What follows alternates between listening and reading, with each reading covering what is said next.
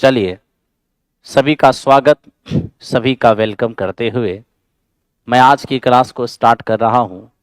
हालांकि आज आपका क्लास नहीं होने वाला था, लेकिन बावजूद इसके भी मैं टाइम मैनेज करके और आपकी क्लास में जुड़ गया हूं। ठीक है, सभी का स्वागत। चलिए आज के हम क्लास को स्टार्ट करते हैं।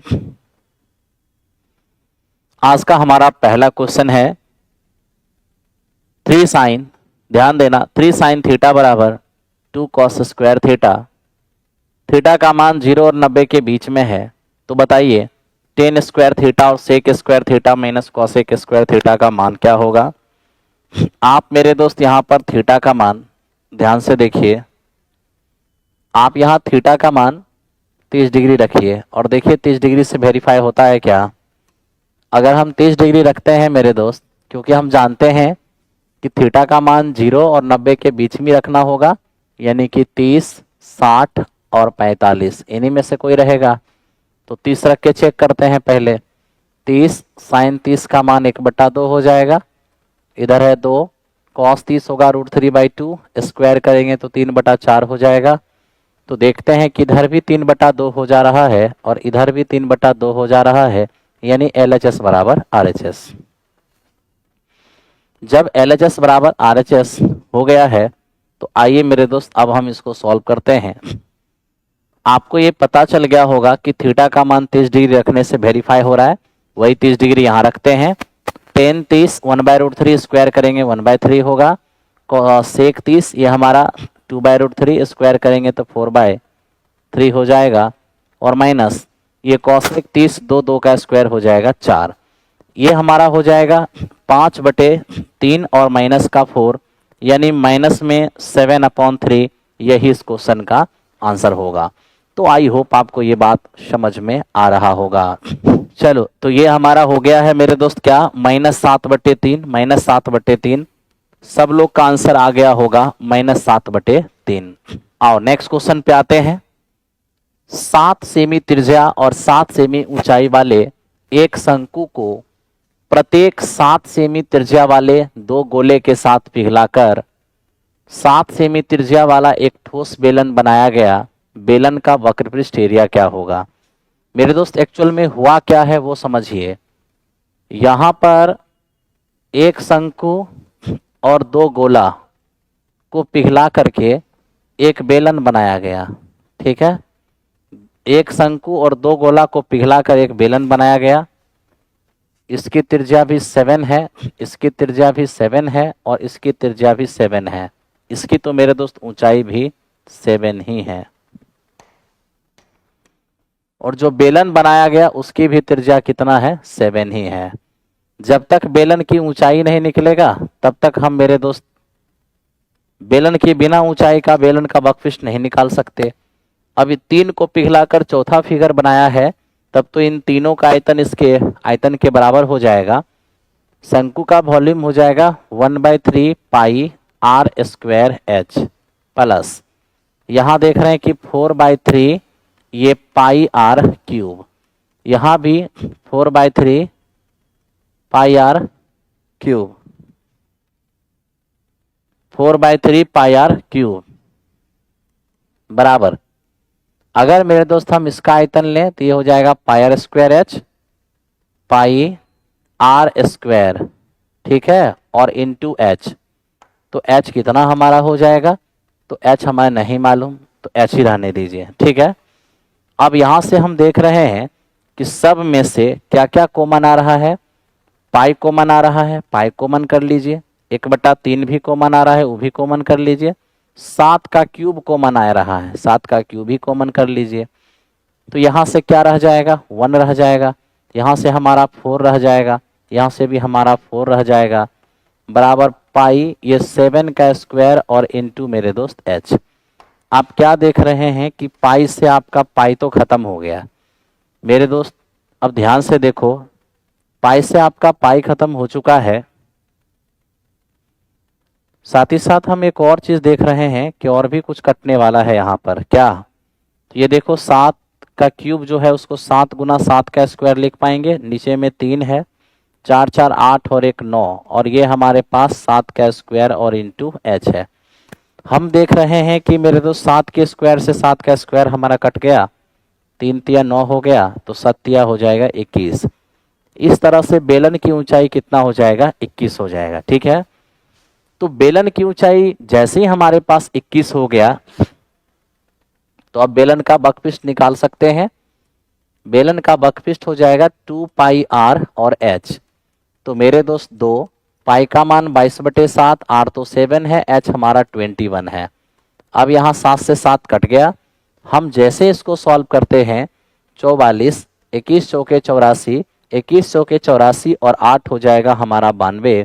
तो यही इस क्वेश्चन का हमारा आंसर हो गया, ऑप्शन नंबर बी। तो उम्मीद है आपको ये बात समझ में आई होगी और आप आंसर बना भी रहे होंगे। बहुत ही शानदार मेरे दोस्त इस क्वेश्चन का आंसर है। ये क्वेश्चन भी बहुत अच्छा था। Question number 2। आइए अब चलते हैं 3 नंबर सवाल पर। कह रहा है कि एक लंबवृत्तीय शंकु का आयतन उस बेलन के आयतन के बराबर है जिसकी ऊंचाई 27 है। उसके आधार का व्यास 30 है। शंकु की ऊंचाई अगर हमारा 25 है तो उसके आधार का व्यास क्या होगा। मेरे दोस्त थोड़ा सा ध्यान से देखो, शंकु का आयतन क्या होता है, 1/3 पाई आर स्क्वायर एच। तो पाई आर स्क्वायर एच है शंकु का कितना, 25। ठीक है भाई। और बेलन, तो बेलन होता है पाई आर स्क्वायर एच। तो बेलन के आधार की त्रिज्या है, व्यास अगर 30 है तो त्रिज्या क्या होगा, 15। तो हो जाएगा पाई आर स्क्वायर, तो 15 का स्क्वायर इंटू एच, तो एच हो गया है 27। ठीक है, क्या दोनों का बराबर है आयतन, बराबर कर दीजिए। अब यहां से पाई हमारा कट गया, और कोई कटने वाला है क्या, आर स्क्वायर बराबर क्या हो जाएगा यहाँ 225, ठीक, इंटू 27, और ये आ गया हमारा 3, और डिनोमिनेटर में आ जाएगा मेरा ये 25। 25 से ये हमारा 9 बार में जाएगा, तो ये फाइनली आर स्क्वायर बराबर 9 तिया 27 गुने 27, यानी कि 27 का स्क्वायर, यानी आर हमारा यहाँ पर 27। आपको चाहिए शंकु का डायमीटर, 2 इंटू रेडियस, यानी हमारा हो जाएगा 54। तो इस तरह से इस क्वेश्चन का आंसर कितने हो गए, 54 हो गए। उम्मीद करते हैं आपको समझ में आ रहा होगा। ठीक है मेरे दोस्त, जल्द ही मेरे दोस्त मैं 2 कोर्स लॉन्च करने वाला हूं। आप अपने आसपास में सभी लोगों को बता देना। मैं एक कोर्स ऐसा लॉन्च करने वाला हूं, एक कोर्स लॉन्च करने वाला हूं जिसे मैं नाम दूंगा फ्यूचर फाउंडेशन। ये मेरा फ्यूचर फाउंडेशन जल्द ही आने वाला है। फ्यूचर फाउंडेशन ये मैथ्स का एक ऐसा एक्सक्लूसिव बैच होगा, जो बैच मेरे दोस्त मैं बड़ी प्यार से 2 इयर्स यानी कि 2 साल की वैलिडिटी के साथ ये आएगा। ठीक है, और जो भाई आपका, जो भी मित्र, जो भी भाई इस वक्त मेरे दोस्त कहीं भी वो मैथ्स पढ़ा हो, हिंदुस्तान के किसी भी कोने में वो मैथ्स पढ़ा हो, लेकिन अगर मैथ्स उसे समझ में नहीं आता है, मैथ्स से उसका पंगा नहीं पड़ रहा है, पाला नहीं पड़ रहा है, पढ़ लिया फिर भी पेपर में क्वेश्चन नहीं बन रहे हैं, तो ऐसी स्थिति में आप अपने भाई को, अपने मित्र को जरूर इस बैच के बारे में बताइएगा। ये बैच बिल्कुल फ्यूचर फाउंडेशन होगा, और फ्यूचर फाउंडेशन मैथ्स की मैं एक बैच लेके आऊंगा जो मेरे दोस्त 2 साल वैलिडिटी के साथ बैच होगा। इसमें 2 क्लास पर डे होगी, 1.5 घंटे की, यानी कि इसमें 1.5 घंटे हमारा नंबर सिस्टम और अरिथमेटिक होगा, नंबर सिस्टम और प्लस अरिथमेटिक होगा। ठीक है मेरे दोस्त, बहुत जल्द। और साथ ही साथ 1.5 घंटे की एक इसमें और क्लास चलेगा जो एक्सक्लूसिव एडवांस चलेगा, मतलब एडवांस और अरिथमेटिक दोनों एक साथ चलेगा। मैं बड़ी प्यार से इसे पढ़ाऊंगा क्योंकि मेरे पास टाइम रहेगा 2 साल का। ठीक है ना, तो मैं उसे 2 साल वैलिडिटी के साथ ये बैच लेकर बहुत जल्द आ रहा हूं, और इसका फी एकदम नॉमिनल फी रहेगा, फी बहुत ज्यादा नहीं मेरे दोस्त, एकदम आराम से वो 1099 रुपए इसका हम फी रखने जा रहे हैं। ये एक बेहतरीन बैच के रूप में उसके सामने होगा। आप अपने सारे दोस्त, अपने सारे मित्र को इस बैच के बारे में जरूर बताना, और ये हम बहुत जल्द आपके सामने लॉन्च करने वाले हैं। यूं कहें कि मेरा बर्थडे आता है 26 जनवरी को, और मैं 26 जनवरी को ही ये बैच लॉन्च करने वाला हूं। ठीक है, 26 जनवरी को। ओके, ये एकदम एकदम नए बच्चे, एकदम अपने छोटे भाई बहन को, चाहे वो कहीं भी पढ़ लिया हो, कहीं भी पढ़ लिया हो, हिंदुस्तान के किसी भी कोने में किसी भी एप्लीकेशन पर पढ़ लिया हो, आप उसके बारे में इसे जरूर बताइएगा। ठीक है, चलिए आगे आइए। ये बैच उनके लिए भी काम आएगा जिनका टीआरई में सिलेक्शन हो गया, लेकिन पढ़ाने के लिए वो थोड़ा डिटेल नॉलेज चाहते हैं, उनके लिए भी ये काम आएगा। ठीक है, अब कुछ बच्चे कह रहे हैं कि फी 199 रखिएगा। मेरे दोस्त, कटोरा लेके इससे अच्छा भीख मांग लेते हैं, बोल दो, कह दो इसके अच्छा कटोरा लेके भीख मांग लेते हैं। पहनना चाहते हो पुमा का जूता, नाइक का जूता, रिबॉक का शर्ट, और कहते हो 199 रुपया में है। बोल दो, चल जाते हैं, कटोरा लेके खड़ा हो जाते हैं रोड पर, भीखे मांग लेते हैं, काल पढ़ाएंगे लिखाएंगे है। बोलते हो, थोड़ा शर्मो नहीं लगता है बोलते हुए है? बताओ तो। ध्यान दो, 28 सेमी त्रिज्या वाले एक वृत्तीय तार को एक वर्ग के रूप में मोड़ा जाता है, उनके क्षेत्रफल का अंतर क्या होगा? सबसे पहली बात मेरे दोस्त, हमारे पास एक सर्कल है, ठीक, और इस सर्कल का रेडियस कितना है? रेडियस है 28। ठीक है, इसके वृत्तीय तार को एक वर्ग के रूप में मोड़ा जाता है, उनके क्षेत्रफल का अंतर क्या होगा? आप खुद सोच के देखिए कि एक वृत्तीय तार है मेरे दोस्त, और इसको मोड़ करके क्या बनाया जा रहा है? इसको मोड़ करके एक वर्ग बनाया जा रहा है। ठीक है भाई, चलिए अब आप यहां पर ध्यान दीजिए, अच्छे से देखिएगा इसको। ये वृत्त है और मोड़ करके बनाया वर्ग, तो दोनों का परिमाप क्या होगा? इक्वल हो जाएगा। ठीक है, पहले आप तो सर्कल के बारे में जान लीजिए। रेडियस अगर 7 है तो परिधि होगा 44, और मेरे मित्र एरिया होगा 154। ठीक है, अब यहां पर त्रिज्या दिया है 28, तो बताओ त्रिज्या कितना गुना है? त्रिज्या 4 गुना है, तो मेरे मित्र एरिया जो होगा ना, वो 4 का स्क्वायर गुना होगा, 16 गुना होगा। लेकिन परिमाप जो होगा ये केवल 4 ही गुना होगा, तो परिमाप तो 176 हो जाएगा, लेकिन एरिया 16 चौको 64 हो जाएगा, 16 85 और 6 86 होगा, 16 एकम 16 और 8 24 हो जाएगा, 24 64 हो जाएगा एरिया। अब मेरा सवाल यह है कि जिस तार से वृत्त बना हुआ था उसी तार से वर्ग बनाया गया, इसका मतलब वर्ग का परिमाप वृत्त के परिमाप के बराबर होगा। तो वर्ग की भुजा ए तो परिमाप 4a, और ये परिमाप किसके बराबर होगा? 176 के। यहां से क्या आ जाएगा मेरे दोस्त? 4 चौको 16, 4 चौको 16। तो हम अगर यहाँ पर एरिया निकालना चाहेंगे तो क्या हो जाएगा? 44 का स्क्वायर, और 44 का स्क्वायर क्या होता है? 100 से 6 कम है, 50 से 6 कम है, तो 6 का स्क्वायर 36, इसमें 25 घटाइए, अब 25 घटाइएगा तो हो जाएगा कितना? 19, 1936। हमें दोनों के एरिया का अंतर मांगा है, तो देखिए ना, एक का एरिया है 1936, एक का एरिया है 24 64, कितने का अंतर होगा? 14 में से 6 गया तो 8 हो जाएगा, और ये 5 में से 3 गया तो 2 हो जाएगा, और ये मेरे दोस्त 24, ध्यान दो,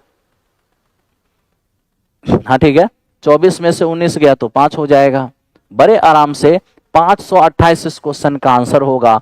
सब लोग कह रहा होगा, कहीं दिक्कत नहीं हो रहा होगा। ठीक है मेरे दोस्त, चलो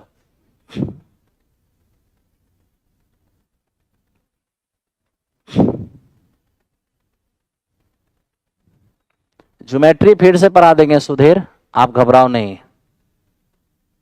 क्लास टाइम मेरे दोस्त इसका 8 ही बजे है, लेकिन आज किसी इमरजेंसी काम के कारण आज क्लास तो हम नहीं लेने वाले थे, लेकिन फिर भी सोचे नहीं, भाई को नाराज करना ठीक बात नहीं है। एक त्रिभुज एबीसी में यदि बीडी और सीडी कोण बी और सी को समद्विभाजित करती है, ए का मान 100 है, तो डीबीसी का मान क्या होगा? पता नहीं क्या हो गया है कि रेगुलर ये क्वेश्चन आ जा रहा है भाई, इतना आसान सवाल है। अच्छा रुकिए, ये हमारे पास ए बी और सी, ये क्या है? ये हमारा एक ट्रायंगल है। हमें कह रहा है कि बीडी, यहाँ देखिए बीडी जो है कोण बी का बाइसेक्टर है, और ये हमारा सी डी जो है ये कोण सी का बाइसेक्टर है, और दोनों का बाइसेक्टर जिस पॉइंट पर मिल रहा है ये अपने पास 100 है। हमें कहा गया कि कोण ए का मान बताइए कितना होगा। अगर हम कोण ए का मान लेने जाएंगे तो सबसे पहले देखिए बी ओ सी कितना होगा, तो बी ओ सी हमारा हो जाएगा 90 प्लस ए बाई टू, तो 90 प्लस ए बाई टू, ई मेरा हो जाएगा ए बाई टू। ठीक है, बी ओ सी कितना है अपने पास, तो बी ओ सी 100 है, और ये हो जाएंगे हमारा 90 और प्लस में ए बाई टू। अब इधर देखिए एंगल ए का मान कितने हो जाएंगे, 20 हो जाएंगे। ठीक है भाई, ओहो हो सॉरी मेरे दोस्त, एंगल ए का ही मान 100 दिया हुआ था, एक मिनट, एंगल ए ही हमें 100 दिया हुआ है मेरे दोस्त। तो जब एंगल ए ही 100 दिया हुआ है इसका मतलब पता है क्या है, इसका मतलब इस प्रकार का ये ट्रायंगल नहीं है, ये अधिक कोण वाली बात है। रुक जाओ रुक जाओ रुक जाओ, कोई बात नहीं, कंसेप्ट यही लगेगा, बस डायग्राम थोड़ा सा ठीक बनाना होगा। डायग्राम ने तो आप भी गंदा डायग्राम बना लोगे ना। चलो देखो इसका एक्चुअल में डायग्राम कैसा बनना है। इसका डायग्राम मेरे दोस्त कुछ इस तरह से बनना है, कुछ इस तरह से। ठीक है, एकदम ध्यान से देखना, ये तुम्हारा ए है, ये तुम्हारा बी है, और ये तुम्हारा सी है। ये कोण यहाँ देखना, कोण सी का बाइसेक्टर, ये मेरे दोस्त इस तरह का डायग्राम बनेगा। क्यों, तभी जाके यहाँ पर 100 डिग्री का कोण बनेगा। ठीक है, बाकी कंसेप्ट सेम ही रहेंगे, कंसेप्ट आपका वही होगा। बी ए सी क्या हो जाएगा भाई, तो बी ए सी हमारे पास 100 दिया हुआ है, मुझे चाहिए बी डी सी, ये बाइसेक्टर का एंगल। तो एंगल बाइसेक्टर जहां पर मिल रहे हैं, अगर मुझे इसका एंगल चाहिए होगा बी डी और सी, तो क्या हो जाएगा 90 और प्लस, तो 90 प्लस शीर्ष एंगल का आधा 100/2 कितने हो जाएंगे 140। तो लीजिए ये मेरा 140 हो जाएगा। उम्मीद है आपको समझ में आ रहा होगा। ठीक है, चलिए आगे बढ़ते हैं नेक्स्ट क्वेश्चन। जल्द ही ज्योमेट्री होगा सब में, जल्द ही ज्योमेट्री हम स्टार्ट करने वाले हैं। अलजेब्रा चल रहा है, अलजेब्रा के बाद ज्योमेट्री चलेगा। त्रिभुज एबीसी में BE perpendicular to AC, CD perpendicular to AB, BE और सीडी एक दूसरे को ओ पर काटते हैं, ओबीसी और ओसीबी के समद्विभाजक पी पर मिलते हैं, बीपीसी बराबर 148 डिग्री। तो बताइए एंगल ए का मान क्या होगा। आइए जरा देखते हैं कि ये कैसा सवाल है। मेरे दोस्त ये बहुत ही डेंजर क्वेश्चन है, लेकिन कोई बात नहीं। ए बी और सी ये हमारे पास हमारे पास मेरे दोस्त क्या है, एक ट्रायंगल। ठीक है, हमें कहा कि बीई परपेंडिकुलर टू एसी। ठीक है मेरे दोस्त, और यहां देखना C D perpendicular to A B, B E perpendicular to A C और C D perpendicular to A B. ठीक है भाई, अब हम देख पा रहे हैं कि बीई और सी डी एक दूसरे को कहाँ मिल रहे हैं, ओ पर मिल रहे हैं। ठीक है मेरे दोस्त, फिर कहा कि ओबीसी और ओसीबी का बाइसेक्टर, ओबीसी यानी मित्र मेरे इसका बाइसेक्टर, ठीक है इसका बाइसेक्टर, और ओसीबी यानी कि इसका बाइसेक्टर। ठीक है भाई, इसका बाइसेक्टर।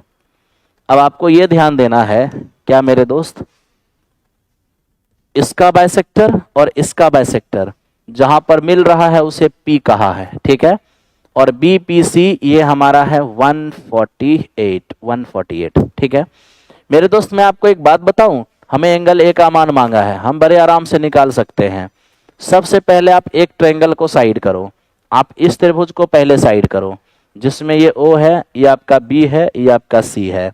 अब इसका बाइसेक्टर और मेरे दोस्त इसका बाइसेक्टर अगर ये P पर मिल रहा है और E आपका अगर 148 है, तो इस x का मान तुरंत निकलेगा। कहोगे कैसे, किसी त्रिभुज में अंतःकोण के समद्विभाजक जहां पर मिलते हैं वो जो कोण होता है यानी BPC वो क्या होता है 90 प्लस शीर्ष कोण का आधा यानी कि x/2। अब देखिए BPC हमारा है कितना 148, 90 को इधर लेके आ जाइए, बराबर हो जाएगा x/2।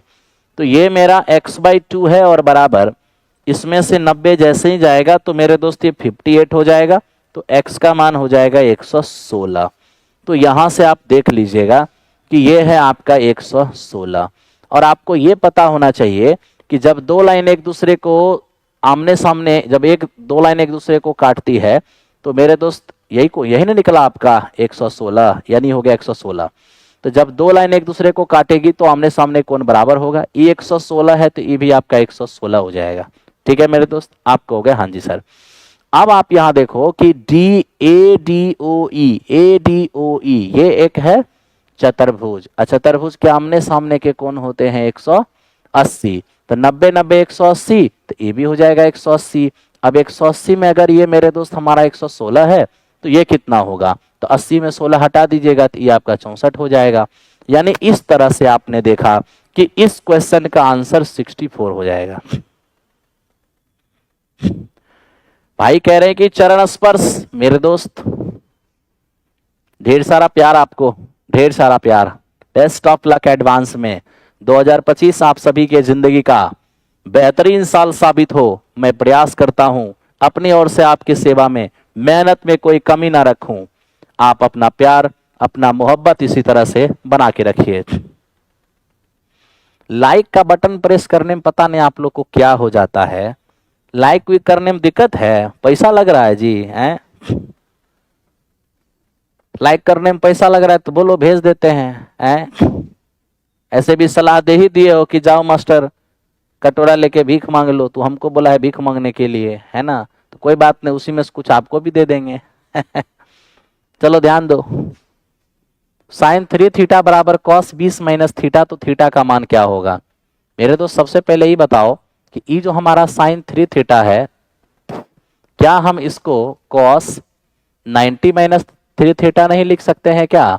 Cos 90 minus 3 theta sine 3 theta हो जाएगा, यहाँ कॉस 2 थीटा 20 माइनस थीटा हो जाएगा। तो देखो ना, साइन 3 थीटा को कॉस 90 माइनस 3 थीटा लिख दिए हैं। अब दोनों तरफ से आप कॉस हटा दीजिए, तो जैसे ही रेशियो हटाइएगा तो एंगल हट जाएगा, तो हो जाएगा 90 और माइनस में 3 थीटा और बराबर ये आपका हो जाएगा 20 और माइनस थीटा। माइनस थीटा इस पर आएगा तो माइनस का 2 थीटा हो जाएगा, ये जाके इधर माइनस 90 यानी हो जाएगा 70। अब आप यहां देखिए थीटा का मान क्या हो जाएगा 35, तो 35 इस क्वेश्चन का आंसर होगा। बहुत आसान है, कोई दम था नहीं इसके अंदर, है ना भाई? चलो ये था हमारा 7। आते हैं 8 पर और देखते हैं 8 नंबर क्वेश्चन क्या हो सकता है। 1.8 मीटर लंबा एक व्यक्ति एक मीनार से इतना दूरी पर है, यदि उसके नेत्र का मीनार के शीर्ष से उन्नयन कोण 30 डिग्री है तो मीनार की ऊंचाई क्या होगा? देखिए एक व्यक्ति है और इस व्यक्ति का हाइट दिया हुआ है, ये है एक मीनार के बारे में भी बताया हुआ है। अब हम देख रहे हैं क्वेश्चन के अकॉर्डिंग, कह रहा है कि मीनार से ये जो व्यक्ति है ये कितना दूरी पर है भाई? तो ये व्यक्ति है 30√3 मीटर की दूरी पर।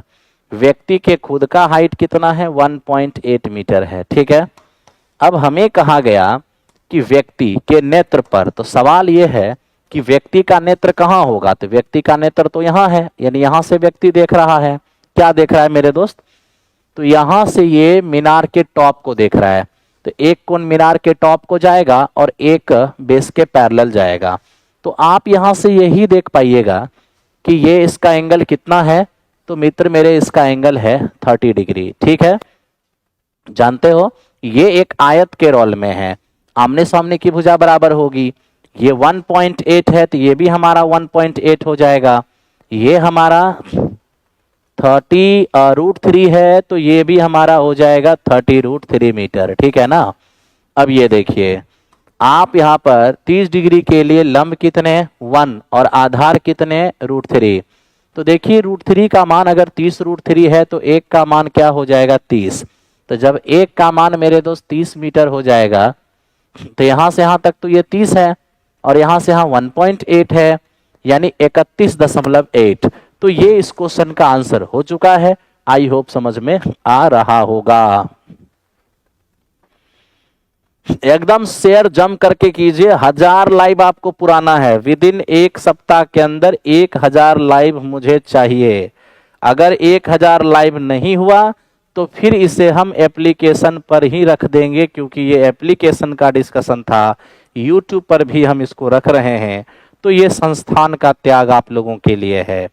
तो जिम्मेदारी बनता है कि आप भी थोड़ा सा मास्टर के प्रति अपना प्यार जताएंगे। ठीक है, ये देखो मेरे दोस्त, ये क्या है, कह रहा है कि x के किस मान के लिए 7 अंकों की संख्या 72 से डिविजिबल है। अगर ये 72 से डिविजिबल है तो जो संख्या 72 से डिविजिबल होगा 9 और 8 दोनों से डिविजिबल होगा। याद रखना, जब एक ही डिजिट गायब हो और डिविजिबिलिटी के लिए ऑप्शन में 9 भी हो तो पहले 9 का यूज करना, 9 का ही यूज करना। तो देखो 9 की डिविजिबिलिटी क्या है, अंकों का योग 9 से कटना चाहिए। 9 गया 9 से, 8 और 1 9, ई भी चला गया, 7 2 9, ई भी चला गया, बच गया यहाँ पर 6 और x। तो 6 प्लस x ई 9 से कटना चाहिए। तो ये मेरे दोस्त तभी संभव होगा जब इस x का मान क्या रखेंगे, 3। यानी आपको समझ में आ गया कि x का मान क्या रखना होगा, 3। आप 3 रख लीजिए। जैसे ही वहां पर x का मान 3 रखेंगे तो 8 7 56, 8 9 72, 8 से भी कट जाएगा। ठीक है मेरे दोस्त,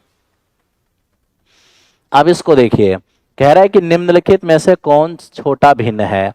जब भी हमें बड़ा छोटा भिन्न की बात की जाएगी तो आप वहां एक चीज जरूर देखना, सबसे पहले देख लेना कि न्यूमरेटर डिनोमिनेटर से छोटा है ना, हाँ बिल्कुल छोटा है।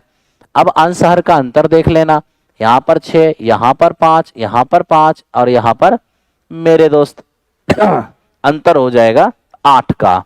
इसका मतलब है कि अंश हर का अंतर समान नहीं है। तो फिर तो हमें इंडिविजुअल सॉल्व करना होगा। कैसे सॉल्व करना होगा, क्रॉस मल्टीप्लीकेशन का प्रयोग करके।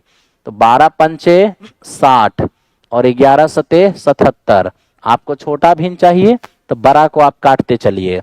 तो 12 पंचे 60, 11 सते 77, क्रॉस मल्टीप्लीकेशन करने से गुणनफल जिसका छोटा हो वो भिन्न छोटा होगा। 60 छोटा है 77 से, 77 बड़ा हो जाएगा, ये भिन्न बड़ा हो जाएगा। तो बड़ा भिन्न को हटाते चलिए।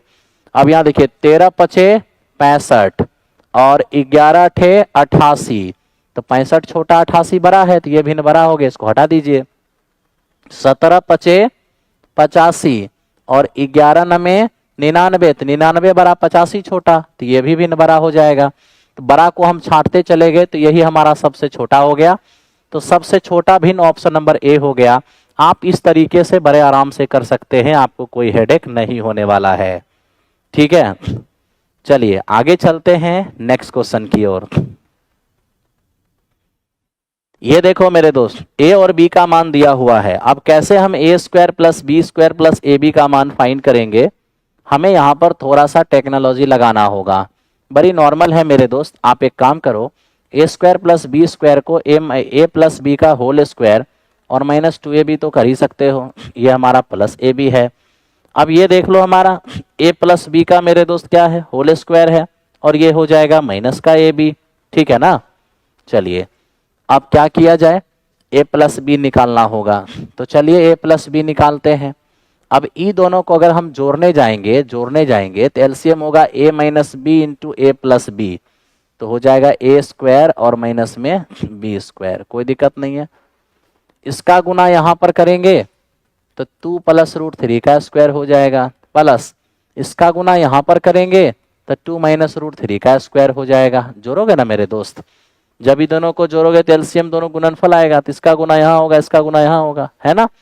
अब आपको पता होना चाहिए कि a प्लस बी का whole square plus a minus b का होल स्क्वायर, ये होता क्या है, ट्वाइस ऑफ a स्क्वायर और मेरे दोस्त प्लस में b स्क्वायर। ठीक, अब यहाँ देखिए 2 का स्क्वायर 4 और 3 का स्क्वायर मेरे रूट 3 का स्क्वायर 3, ये होगा 7 और दूनी 14। तो इस तरह से आप देख पाएंगे कि a प्लस बी का मान कितना हो गया, तो a प्लस बी का मान हो गया 14।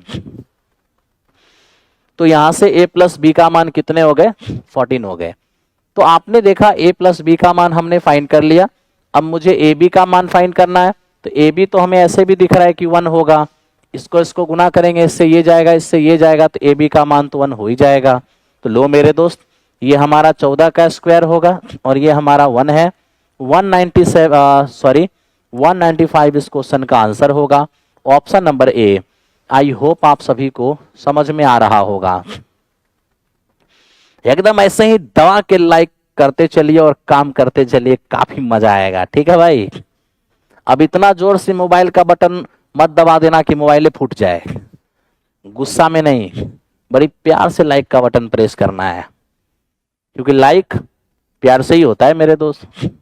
चलो ध्यान दो, ये क्या है, ये कह रहा है दो संख्या का एचसीएफ है 29, उनके क्या लिखता है, उनके एलसीएम के अन्य दो गुणनखंड 15 और 13 है, तो उन दोनों संख्याओं में छोटी संख्या क्या होगी। बनाइए इसको जरा सा, आप ही सभी लोग इसको बनाइए, देखते हैं आप क्या आंसर लेके आते हैं। चलिए बहुत बढ़िया बहुत बढ़िया। अब देख मेरे दोस्त, सबसे पहली बात, ये क्वेश्चन कितना आसान है इस पर थोड़ा सा ध्यान दीजिए। हमें कहा गया कि दो संख्या का एचसीएफ हमारे पास 29 है और उनके लॉसव के अन्य दो गुणनखंड इतने और इतने हैं, तो उन दोनों में छोटी संख्या कौन सी होगी। तो मेरे दोस्त आप तो जानते हैं कि अगर हमारे पास दो संख्या है, ठीक है भाई, अब हमारे पास दो संख्या है और दोनों का एचसीएफ अगर 29 है, तो हमारा जो संख्या होगा वो 29A और 29B के फॉर्म में होगा, बिल्कुल।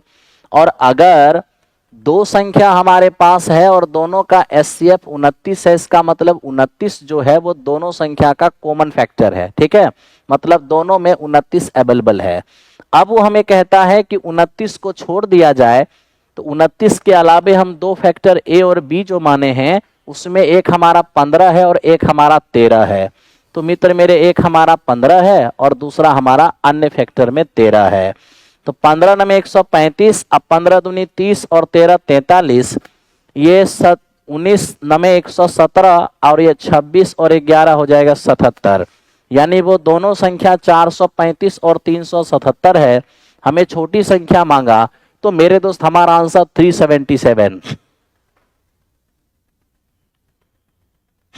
ठीक है भाई, चलो चलते हैं अगले क्वेश्चन पर। नेक्स्ट क्वेश्चन हम लोग देखते हैं, हमारा क्या है ये सवाल। क्वेश्चन नंबर 5 कहता है कि 5 घन जिनमें से प्रत्येक की लंबाई 3 सेमी है, किनारों को एक साथ जोड़कर एक रखा गया है, परिणामी घनाभ का कुल पृष्ठ एरिया क्या होगा। अब यहां से देखा जा सकता है मेरे दोस्त कि हमारे पास एक घन है, ठीक है, ऐसा ऐसा क्या है, ऐसा ऐसा हमारे पास 5 घन है, ऐसा ऐसा हमारे पास 5 घन है, ठीक है, 1 2 3 4 मेरे दोस्त, ऐसा ऐसा हमारे पास 5 घन, और पांचों घन के भुजा की लंबाई कितना है, 3 है। तब तो आप इतना समझिए कि लंबाई हो जाएगा 15, लेकिन चौड़ाई 3 और ऊंचाई भी हमारे पास 3 ही रहेगा, ठीक है, ऊंचाई भी हमारे पास 3 ही रहेगा। अब हमें क्या कहता है, अब हमें कहता है कि इसको एक साथ रख के जो घनाभ बना उसका टोटल सरफेस एरिया बताइए। तो घनाभ का टोटल सरफेस एरिया होता है 2 इंटू LB प्लस LH और प्लस में BH। तो मेरे दोस्त ये देखो, 2 LB 15 तिया कितना 45 हो जाएगा, LH 15 तिया कितना 45 हो जाएगा, प्लस BH तो ये हमारा 3 तिया 9 हो जाएगा। आप आराम से देखिए यहाँ पर 2 और गुने 45 45 90 और 9 हो जाएगा 99, यानी फाइनली आप देख पाएंगे 198। तो इस क्वेश्चन का आंसर आपका 198 होगा। उम्मीद है कि समझ में आ रहा होगा। चलिए बहुत बढ़िया, नेक्स्ट क्वेश्चन पे आते हैं। नेक्स्ट क्वेश्चन देखिए मेरे दोस्त, ये x प्लस 2y बराबर 19, x प्लस 8y क्यूब बराबर 361, xy का मान क्या होगा।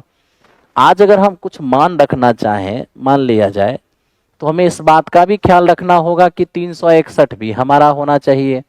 8 गुने किसका क्यूब करें 361 होगा। मान तो बहुत सारा यहाँ पर वेरीफाई हो सकता है। अगर हम 7 मेरे दोस्त 7 दूनी 14 और 7 यहाँ पे रखें, 7 दूनी 14 और 5 19, तो 5 के स्क्वायर 25, ये 243 बहुत बड़ा हो जाएगा।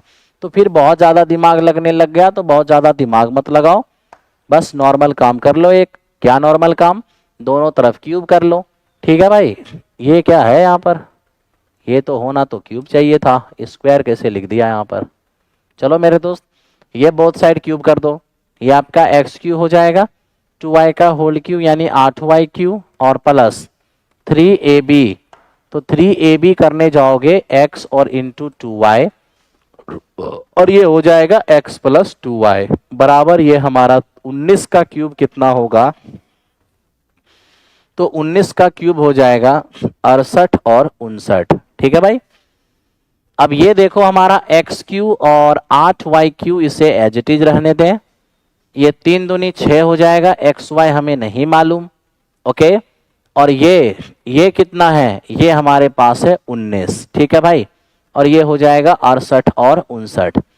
अब इसका मान आपको मालूम है 361, 361 जाके उधर घट जाएगा, तो 19 और गुने 6 इतना एक्स वाई, 361 जाके जब घटेगा 68 59 में 361, तो ये हो जाएगा 8, 15 में से 6 गया तो 9, और ये बचेंगे कितने, ये बच जाएंगे हमारे पास 67, 67 में 3 जाएगा तो ये हो जाएगा 64। अब देखो क्या होने वाला है, 19 से काटते हैं, 19 तिया 57, बचेंगे कितने, तो बच जाएगा मेरे दोस्त 7, 7 पर 9 79, 19 चौके 76, 19 दूनी 38, 6 से काटेंगे 6 पंचे 30 और 6 सते 42, यानी एक्स वाई बराबर हो जाएगा 57। बड़े आराम से आप काम कर पाओगे, बस यहाँ एक्स स्क्वायर की जगह पर एक्स क्यूब कर लेना, कोई दिक्कत आपको नहीं होने वाला है। ठीक है भाई, आओ दोस्त अब बढ़ते हैं नेक्स्ट क्वेश्चन के लिए। ये हमारे पास 14 नंबर क्वेश्चन था, क्वेश्चन नंबर 15 की ओर आते हैं। देखिए 15 नंबर क्वेश्चन कह रहा है x का मान इतना, y का मान इतना, z का मान इतना, x square plus y square plus z, sorry अरे यार ये क्या हो गया, यहाँ पर ये एक्स क्यूब होगा, वाई क्यूब होगा और जेड क्यूब होगा, -3xyz। पता नहीं इन्होंने टाइपिंग में कहाँ गलती कर दिया, चलो ठीक है। अब ये मेरे दोस्त जैसे ही देखते हैं, मैं आपको एक चीज बताता हूं, बड़े प्यार से जरा ध्यान देना आप। मैं लिख रहा हूं x cube plus y cube plus z cube और -3xyz। अब देखना यहां पर, मैं मेरे दोस्त इसके 4 पार्ट को लिखता हूं। सबसे पहले एक तो समझ लो ऐसे, a plus B plus C, ये a square B square C square minus A B minus B C minus C A. दूसरा मेरे दोस्त देख लो आप, a plus B plus C, ठीक है, ये हमारा हो जाएगा a plus B plus C की होल स्क्वायर और -3ab और मेरे दोस्त ca। इसको देख लेना 1/2 a plus B plus C, ठीक है, a प्लस बी प्लस सी का एकदम प्यार से मेरे दोस्त a माइनस बी का होल स्क्वायर, b माइनस सी का होल स्क्वायर, c माइनस ए का होल स्क्वायर, ठीक है। और चौथा मेरे दोस्त देख लो 1/2 a plus B plus C, ठीक। अब यहां देखना, ये हो जाएगा आपका 3a square B square C square, okay, और minus a plus B plus C की होल स्क्वायर। तो यहां पर आपको बड़ी प्यार से चीज को देखना होगा। मैंने आपको 1 2 3 और मेरे मित्र 4 एक बार चेक कर लेता हूं, ठीक है, ये वाला भी ठीक है, ये वाला भी ठीक है और नीचे वाला भी ठीक है। तो मैंने 4 पार्ट आपको लिखाया है और इसी 4 पार्ट में आपको बार बार क्वेश्चन दिखता है। अभी हम किसका प्रयोग करने वाले हैं, इसका प्रयोग करने वाले हैं, क्योंकि इसका प्रयोग तब करना जनरली जब ABC का मान दिया रहे, ठीक है। तो चलो आओ चलते हैं नेक्स्ट क्वेश्चन पर। सॉरी, ये रहा हमारा फॉर्मूला। अगर किसी को लिखना है, फॉर्मूला किसी को स्क्रीनशॉट करना होगा तो कर लेना स्क्रीनशॉट, कोई बहुत बड़ी चीज नहीं है, बहुत मजे वाला चीज है। चलो, बहुत बड़ी चीज नहीं है क्या बोल दिया मैंने भी, इतना इंपॉर्टेंट है कि हमेशा ही क्वेश्चन दिख जाता है।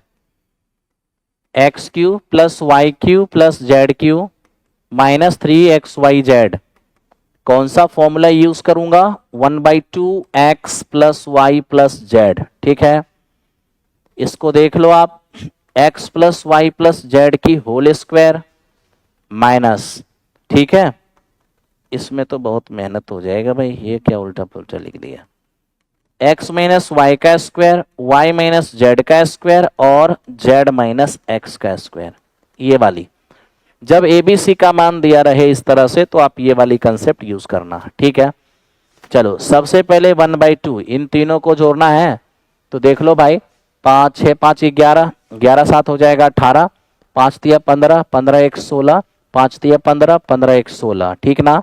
अब इसको थोड़ा देखो, x माइनस वाई करोगे 1, 1 का स्क्वायर 1, फिर देखो इन दोनों का अंतर 1, 1 का स्क्वायर 1, फिर इन दोनों का अंतर देखो 2, 2 का स्क्वायर 4, ठीक है। अब यहां से हम देख रहे हैं 1668 और 2 से जब हम इसको काटेंगे तो 3 हो जाएगा, 8 तिया 24, 18 2 20, 18 2 20 और 3 एकम 3 2 5। तो इस तरह से 504 इस क्वेश्चन का आंसर होगा। Very very important, very very important. चलो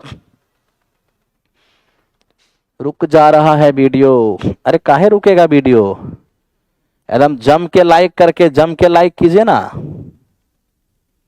एकदम जम करके लाइक विक का बटन प्रेस करेगा। जितना आदमी लाइव है कम से कम उतना लाइक तो दिखना ही चाहिए, उतना दिख कहाँ रहा है, जल्दी उतना पहुंचाएगा भाई।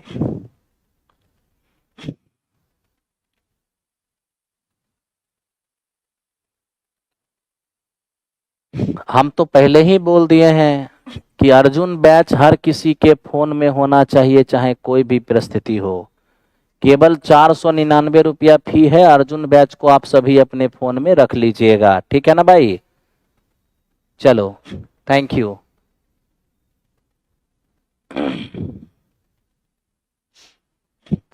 अब देखो इसको, ये जरा सा क्या है, अर्जुन बैच के अंदर भी आपको एससीईआरटी एनसीईआरटी का सॉल्यूशन मिल जाएगा। अभी उसमें एनसीईआरटी का ही चल रहा है, क्वाड्रेटिक इक्वेशन का लैंग्वेज बेस्ड क्वेश्चन, ठीक है ना। दो संख्याएं तीसरी संख्या से 25% और 65% अधिक है, उन दोनों संख्याओं का अनुपात क्या होगा। लेकिन अर्जुन बैच सिर्फ प्रैक्टिस है, कंसेप्ट के साथ चाहिए होगा तो श्रद्धा बैच के साथ अर्जुन रखिएगा। श्रद्धा के साथ अर्जुन, या महाभारत के साथ अर्जुन, या कुरुक्षेत्र के साथ अर्जुन। अर्जुन कंपलसरी सब के लिए है। देखो दो संख्याएं तीसरी संख्या से इतना इतना परसेंट अधिक है, ये ए और ये बी, ये हो गया सी, ठीक है मेरे दोस्त। अब तीसरी संख्या क्या है मेरे पास, ये मान लीजिए 100 है, इससे 25% ज्यादा मित्र मेरे ये है, इससे 65% ज्यादा मेरे दोस्त ये है ना। तो पहली और दूसरी संख्या तीसरी से क्रमशः 25 और 65 ज्यादा है। हमें कहा कि दोनों संख्या का अनुपात क्या होगा, तो देख लो यहां पर, और यहां पर ये हो जाएगा 33। इन दोनों संख्या का अनुपात 25:33 हो जाएगा। कोई दिक्कत नहीं है, आप आराम से कर पा रहे हो, ठीक है ना। चलो ये था हमारा 16 नंबर क्वेश्चन। अब चलते हैं 17। स्थिर जल में एक नाव की गति 9 किलोमीटर पर आवर है, धारा की दिशा में 35 किलोमीटर जाने में और धारा के विपरीत 28 किलोमीटर जाने में समान समय लेती है, तो धारा की चाल क्या होगी।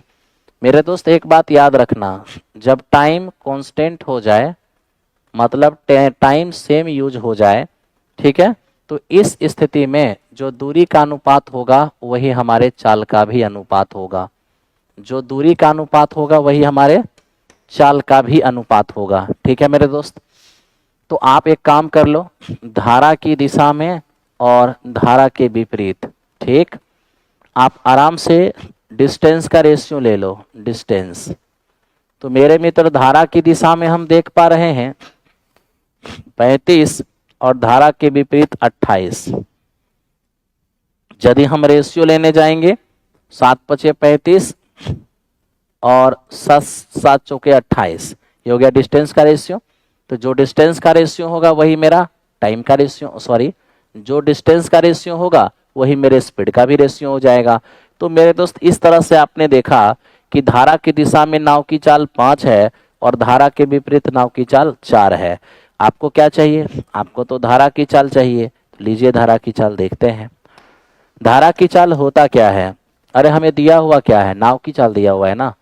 तो एक काम कर लो ना, नाव की चाल तो आपको पता है, दिशा वाली चाल प्लस विपरीत वाली चाल बटे 2 बराबर होता है नाव की चाल।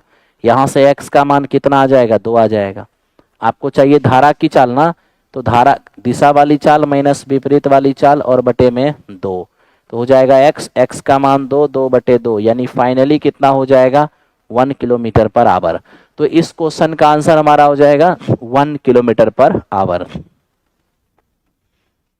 ठीक है भाई, 1 किलोमीटर पर आवर बनाने के लिए आप ऐसे भी यूज कर सकते थे, ऐसे भी बना सकते थे, दूरी बराबर समय बराबर दूरी बटे चाल। ठीक, तो देखिए धारा की दिशा में 35 किलोमीटर गए हैं तो दिशा वाली चाल से जाइएगा तो नाव प्लस धारा हो जाएगा, और धारा के विपरीत 28 किलोमीटर गए हैं विपरीत वाली चाल से जाइएगा तो नाव माइनस धारा हो जाएगा। तो दूरी बटे चाल समय, दूरी बटे चाल समय, क्वेश्चन कहा दोनों समय बराबर हैं तो बस बराबर कर लीजिए। 7 पचे 35, 7 चौके 28, अगर यहाँ 5 से गुना करेंगे तो 45 और माइनस में 5 भी हो जाएगा, और यहाँ पर 4 से गुना करेंगे तो ये 36 और प्लस में हमारा 4 भी हो जाएगा। अब ये देख लो मेरे दोस्त, ये जाके इधर हमारा 9 भी हो जाएंगे और ये हो जाएगा 9। फाइनली यहाँ से भी b का मान कितना आ जाएगा, 1 आ जाएगा। तो हम उम्मीद करते हैं कि आपको ये भी समझ में आ रहा होगा। हाँ भाई बिल्कुल मिलेगा विकास, बिल्कुल एनसीईआरटी तो सब बैच में मिलना है, एनसीईआरटी एससीईआरटी एग्जाम्पलर सारे बैच में मिलना है, इसके लिए आप श्योर रहिए। ठीक है मेरे भाई, चलो आप ऑप्शन से भी यहाँ पर कर सकते थे, कोई बहुत बड़ी बात नहीं है, बहुत इजी सॉल्यूशन था, मैंने मेथड से भी बता दिया, ऑप्शन से भी कर सकते थे। धारा को 1 कैरी कर लेते तो 9 + 1 10 और 9 - 1 8, आप डिस्टेंस ट्रेवल कर लेते, देख लेते टाइम सेम लग रहा है तो भी हो जाता है ना। बहुत हार्ड क्वेश्चन नहीं था, इजी क्वेश्चन था, कोई बात नहीं है। अब इसको देख लो मेरे दोस्त, ये क्या है, कहता है कि 2 समांतर पटरी पर एक ही दिशा में 80 किलोमीटर पर आवर और 90 किलोमीटर पर आवर की चाल से चल रही है। ट्रेनें 3 मिनट में एक दूसरे को पार करती हैं। एक की लंबाई अगर 230 मीटर है तो दूसरे की लंबाई क्या होगी। सबसे अच्छी बात यह है कि दोनों ट्रेनें एक ही डायरेक्शन में चल रही है। आपको पता होगा कि जब कोई ट्रेन किसी दूसरे ट्रेन को पार करेगी तो इस स्थिति में जो दूरी तय होगा उसमें दोनों ट्रेन की लंबाई होगी। तो डिस्टेंस बराबर स्पीड इनटू टाइम होता है। 80 90 एक ही डायरेक्शन में जा रहा है तो 90 में 80 हटा दीजिए तो कितना हो जाएगा, 10 किलोमीटर पर आवर। ये वाली स्पीड काम करेगा, घटकर काम करेगा। कितना मिनट, 3 मिनट। 3 मिनट का मतलब हो जाता है 180 सेकेंड। ठीक है मेरे दोस्त, अब यहाँ पर ध्यान देना, ये जो हमारा किलोमीटर पर आवर है इसको हम 5/18 से गुना कर दें, मीटर पर सेकेंड हो जाएगा। 18 से ये 10 बार में जाएगा। फाइनली यहाँ पर हमें 500 मीटर नजर आएगा, जिसमें दोनों ट्रेन की लंबाई होगी। एक ट्रेन की लंबाई हमारा 230 है, दूसरे ट्रेन की लंबाई हम नहीं जानते, तो 500 में 230 हटा दिया जाए तो ये मेरा क्या होगा, 270 हो जाएगा। आई होप आपको समझ में आ रहा होगा। 270 ये दूसरे ट्रेन की लंबाई हो जाएगी। ठीक है भाई, चलो नेक्स्ट क्वेश्चन पे चलते हैं। तैयारी 4 के लिए कोई 9 10th के लिए न्यू बैच शुरू हुआ है क्या? हाँ मेरे दोस्त, श्रद्धा बैच शुरू हुआ है, एकदम न्यू है। अर्जुन बैच का टाइमिंग क्या है? अर्जुन बैच का टाइमिंग दोपहर में है 1 बजे से।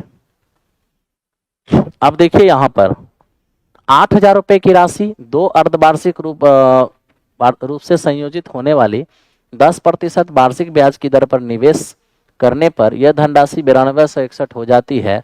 समय अवधि क्या होगा? सबसे पहले तो आप मुझे ये बताइए 10% का जो आपका रेट है, आखिर ये रेट कैसा है? तो ये रेट मेरे दोस्त हमारा पर एनम है। ठीक है, कैसा है? Per annum. तो 10% रेट अगर पर एनम है तो 5% करने का तो छमाही रेट क्या हो जाएगा मेरे दोस्त? तो 10 का आधा हो जाएगा आपका, कितना? 5%, है ना। चलो अब यहाँ पर ध्यान दो, क्या कभी भी आपसे टाइम या रेट पूछे तो पहला काम है प्रिंसिपल इंस्टॉलमेंट को रेशियो बना लेना। प्रिंसिपल 8000 है और अमाउंट हमारे पास 9261 है। कटेगा तो नहीं, यहीं पे रह जाएगा। ठीक है, कोई बात नहीं। अब आप रेट को लेके आइए। रेट आपका 5% है, 5 का मतलब हो जाएगा 1/20, यानी 20 प्रिंसिपल और 1 हमारा क्या है मित्र? इंटरेस्ट। आप अब देखो यहां पर 5% का मतलब 1/20, यानी ये जो आपका 20 प्रिंसिपल है ना एक संयोजन का, और एक संयोजन में इंटरेस्ट बन रहा है एक, इसका मतलब अमाउंट हो जाएगा 21। क्वेश्चन का प्रिंसिपल अमाउंट ये है और हमारे हिसाब से एक संयोजन का प्रिंसिपल अमाउंट ये आ गया। सवाल ये है कि एक संयोजन के प्रिंसिपल पर कितना पावर देने के हमारा 8000 हो जाएगा, तो आप बता दीजिए ना 20 की कितना पावर देंगे कि 8000 होगा। तो मित्र मेरे 20 की 3 पावर देंगे तो हमारा, ठीक है, 20 की कितना पावर देने से 8000 हो जाएगा आप खुद ही सोच लो। तो एक संयोजन के प्रिंसिपल पर 3 पावर देंगे तो 8000 हो जाएगा। इसका मतलब समझ में आ गया कि पावर 3 देने से ऐसा हो जाएगा। तो पावर 3 देने का मतलब समझ रहे हैं क्या? पावर 3 देने का मतलब है 3 संयोजन। तो अगर मेरे दोस्त 3 संयोजन यहां पर काम कर रहा है, वो भी छमाही 6-6 महीने का, तो कितना टाइम हो जाएगा? 1.5 साल हो जाएगा। बड़े आराम से आप कर सकते हो, कोई दिक्कत नहीं है, ठीक है। भाई कह रहे अर्जुन बैच के अंदर क्या चल रहा है? अर्जुन बैच के अंदर मेरे दोस्त अभी क्वाड्रेटिक इक्वेशन चल रहा है। क्वेश्चन हुआ है, अब लैंग्वेज बेस्ड क्वेश्चन हो रहा है, क्यूबिक इक्वेशन चलेगा, उसके बाद पूरा अलजेब्रा सेक्शन चलेगा। चलो आगे बढ़ते हैं, नेक्स्ट क्वेश्चन। 6-6 महीने का था ना मेरे भाई। अब देखो प्रिज्म का आयतन इतना है, ऊंचाई इतना है, तो प्रिज्म के आधार का क्षेत्रफल क्या होगा? प्रिज्म का जो वॉल्यूम होता है वो क्या होता है, पहले आप समझिए। बेस एरिया और into base area into height, यही होता है प्रिज्म का वॉल्यूम। तो बेस एरिया तो हम नहीं जानते हैं, मान लेते हैं x, और हाइट हम जानते हैं 24, और यही हमारा वॉल्यूम है कितना? 288। x का मान 24 एकम 24, 24 दूनी, यानी कि हमारा बेस एरिया हो जाएगा 12। बड़े आराम से काम कर सकते हो, कोई दिक्कत तो है नहीं मेरे दोस्त, ठीक है। चलो क्लास कैसे खरीदें? प्लेटफॉर्म बाय नवीन कुमार सिंह एप्लीकेशन आप डाउनलोड करिए और वहां से आप अपना मनचाहा कोर्स खरीद लीजिए। ये है साइन स्क्वायर 30, कॉस स्क्वायर 60, सेक 45, साइन 45, ये सेक 60 और कॉसेक 30। बड़ा आराम से साइन 30 1/2 स्क्वायर करेंगे 1/4 हो जाएगा, plus cos 60 cos square 60 cos 60 1/2 square करेंगे 1/4, और प्लस ये हो जाएगा हमारा सेक 45 और ये हो जाएगा हमारा साइन 45, ठीक है। डिनोमिनेटर में आप देख लीजिए, सेक 60 हमारा 2 होगा, कॉसेक 30 भी हमारा 2 होगा। फाइनली हम यही देखने जाएंगे मेरे दोस्त कि ये तो हमारा चला गया, अब ऊपर में एलसीएम लेंगे तो 4 होगा, 1 1 और 4 ये हमारे पास 6 हो जाएंगे, और नीचे वाले 4 तो नीचे में ही रह जाएंगे, यानी फाइनली ये हमारा 3/8 नजर आएगा। बड़े काम का चीज है और बड़े आराम से आपको आंसर आ भी रहा होगा, ठीक है।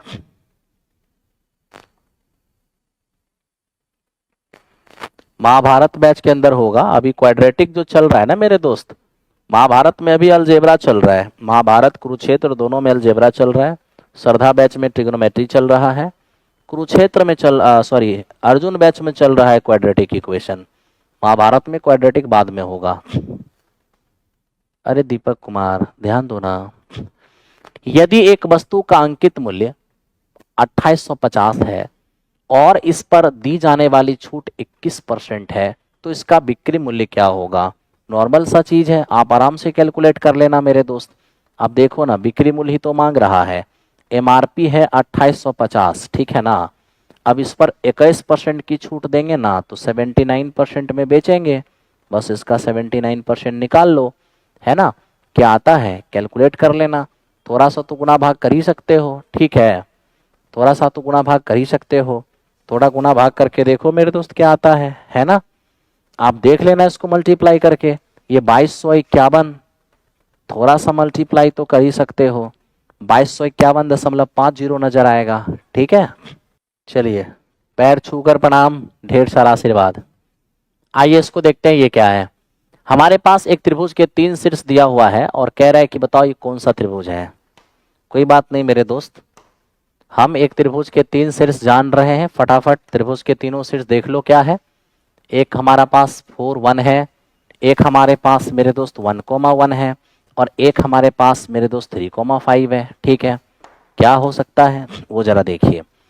अब यहाँ देखिए डिस्टेंस फॉर्मूला के रूप में ये दो बिंदु के बीच की दूरी क्या होगा, 3 में से 1 गया 2, 2 का स्क्वायर 4 हो जाएगा, 5 में से 1 गया 4, 4 का स्क्वायर 16 होगा, 20 और 20 का मतलब हो जाएगा 2√5। यहाँ आप देख लीजिए क्या होने वाला है, 5 4 और 3 1, 1 का स्क्वायर 1 हो जाएगा, और 5 में 1 गया 4, 4 का स्क्वायर 16, ये हमारा रूट के अंदर 17 हो जाएगा। इसको देख लो मेरे दोस्त क्या होगा, तो 4 में से 1 गया 3, 3 का स्क्वायर 9 होगा, अब 1 में से 1 गया तो ये हमारे पास 0 हो जाएंगे। तो फाइनली यहाँ पर हमें 3 नजर आएगा। ठीक है ना मेरे दोस्त, ये 1 1 और 3 4 देख लो, 1 का स्क्वायर और यहाँ 4 का स्क्वायर 16 17 नजर आएगा, यहाँ पर तुझे 2 का स्क्वायर 4, 4 का स्क्वायर 16 नजर आएगा। ये तो सीधा सीधा हमें विषमबाहु दिख रहा है, लेकिन ठहरो, विषमबाहु कहने से पहले पाइथागोरस थ्योरम का पालन तो कर भी नहीं रहा है, तो उसका तो टेंशन लेना नहीं है। हम बस यहाँ पर ये देखना चाहते हैं मेरे दोस्त कि कहीं ये त्रिभुज बन तो रहा है ना। ये देख लो तो किसी दो भुजा का योगफल ये हो जाएगा 5, निश्चित तौर पर उससे बड़ा है, ये दोनों का योग इससे बड़ा है, ये दोनों का जो योगफल होगा 7 इससे बड़ा होगा। वेरी गुड, यानी कि यहाँ पर ट्रायंगल भी बन रहे हैं और कोई साइड किसी के बराबर भी नहीं है। इसका मतलब मेरे दोस्त ये हमारा विषम बाहु त्रिभुज है, एस्केलेन ट्रायंगल है। कौन सा ट्रायंगल है, एस्केलेन। चलिए थैंक यू। अब इसको देखते हैं मेरे दोस्त, ये क्या है, हमें कह रहा है कि 3, -2, 2, -3, p, -4 शीर्षों वाले एक त्रिभुज का क्षेत्रफल 8 वर्ग इकाई है। तो बताइए मेरे दोस्त p का मान क्या होगा। अब बड़े आराम से p का मान हम निकालना चाह रहे हैं, आप भी थोड़ा सा ध्यान दीजिए, तरीके बहुत सारे हैं निकालने के, ये तरीके भी यूज कर सकते हैं। 3 -2 हो जाएगा, ये हमारा 2 -3 हो जाएगा, और ये हमारा p -4 हो जाएगा। ठीक है, बस फर्स्ट पॉइंट को रिपीट कर लेना इस मेथड के अंदर। फर्स्ट पॉइंट को आप जैसे ही रिपीट करोगे तो यहां पर आपका 3 और -2 हो जाएंगे। ओके, आओ एरिया देखते हैं। एरिया हो जाएगा 1/2। ठीक है, स्टार्ट करो अब ऑपरेशन। 2 दूनी 4, इसमें आपको घटाना है -9 को, तो माइनस माइनस +9 हो जाएगा, प्लस यहां देखना -3p, इसमें से घटाना है -8 को, तो माइनस माइनस +8 हो जाएगा, प्लस ये हमारा हो जाएगा -12, तो -12 हो गया। इनमें से घटाना है मुझे -2p को, तो माइनस माइनस +2p हो जाएगा।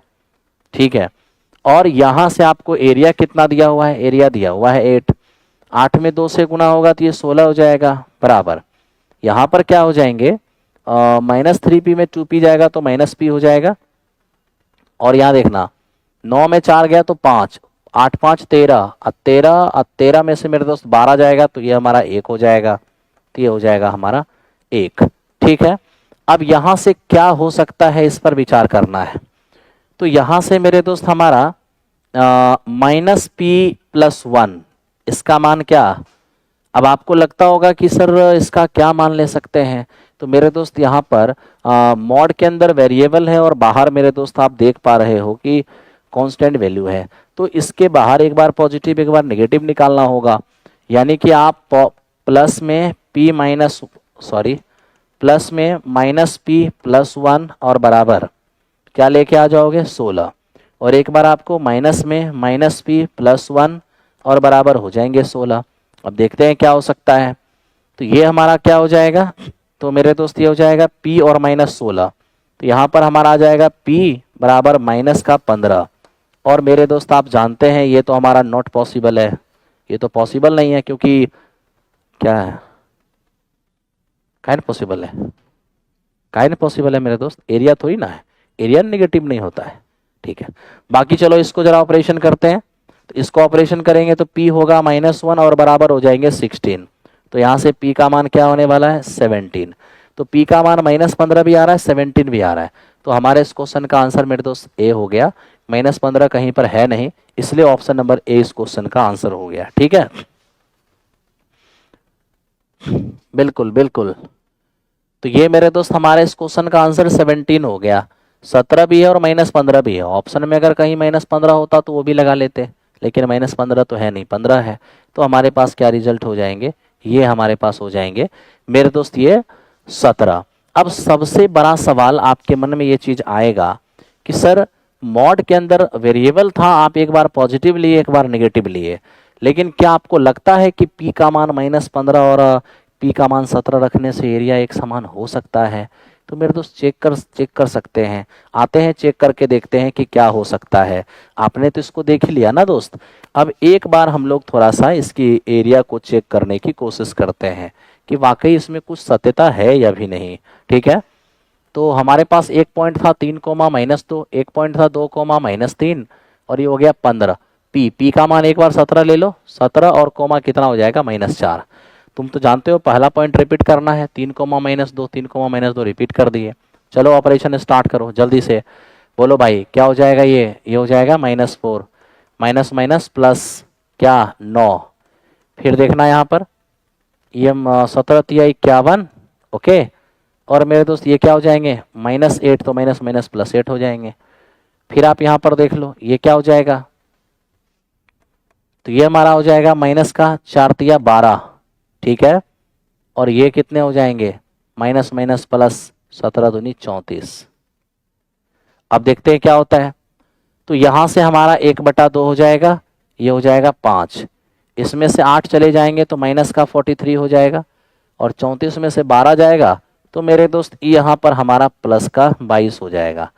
तो हम देख रहे हैं कि 22 और 5 27, 43 में 27 जाएगा, -16 मॉड के कारण 16 हो जाएगा, तो 16 यानी कि मेरे दोस्त 8। एकदम ये आपको वेरीफाई करता हुआ दिखेगा, एरिया आपको वेरीफाई दिख रहा है बिल्कुल। अब आप एक बार काम क्या कर लो मेरे दोस्त, वहां पर -15 लेकर चेक करो कि -15 से होता है क्या। एक बार यहाँ पर -15 रखते हैं और अब चेक करते हैं कि अब क्या होता है। तो 1/2 देख लो मेरे दोस्त, ये हमारे पास -4 और ये -9, तो माइनस माइनस प्लस हो जाएगा, प्लस ये देख लो 15 -3 गुना -15 45 हो जाएगा, इसमें से घटाना है -8, तो माइनस माइनस प्लस हो जाएंगे। फिर देखना यहाँ पर ये मेरे दोस्त क्या हो जाएंगे, -12 और ये हो जाएंगे 30, तो ये हमारा 30 रह जाएगा। देखते हैं हाँ क्या होता है। 1/2 ये मेरा 5 हो जाएगा और ये हो जाएगा हमारा 53, और देख लो ये मेरे दोस्त कितने हैं, तो ये हमारे हो जाएंगे 42 के। तो अब आप देख लो मेरे दोस्त कि 53 में से 42 अगर घटाएंगे तो 8 3 11, 11 और 5 16, 1/2 गुने 16, यानी फिर से एरिया हमारा 8 वेरीफाई हो जाएगा।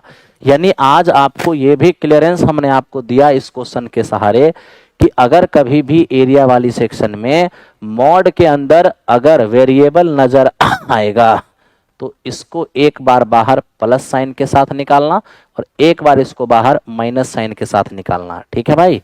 और बराबर में जो जैसे है वो एज इट इज रहेगा, तो यहाँ से पी का एक मान आएगा और यहाँ से पी का एक मान आएगा। अगर इस ऑप्शन के अंदर 17 और -15 होता तो दोनों ही इस क्वेश्चन का आंसर जाता, ठीक है। उम्मीद है कि आपको समझ में ये बात आ गया होगा।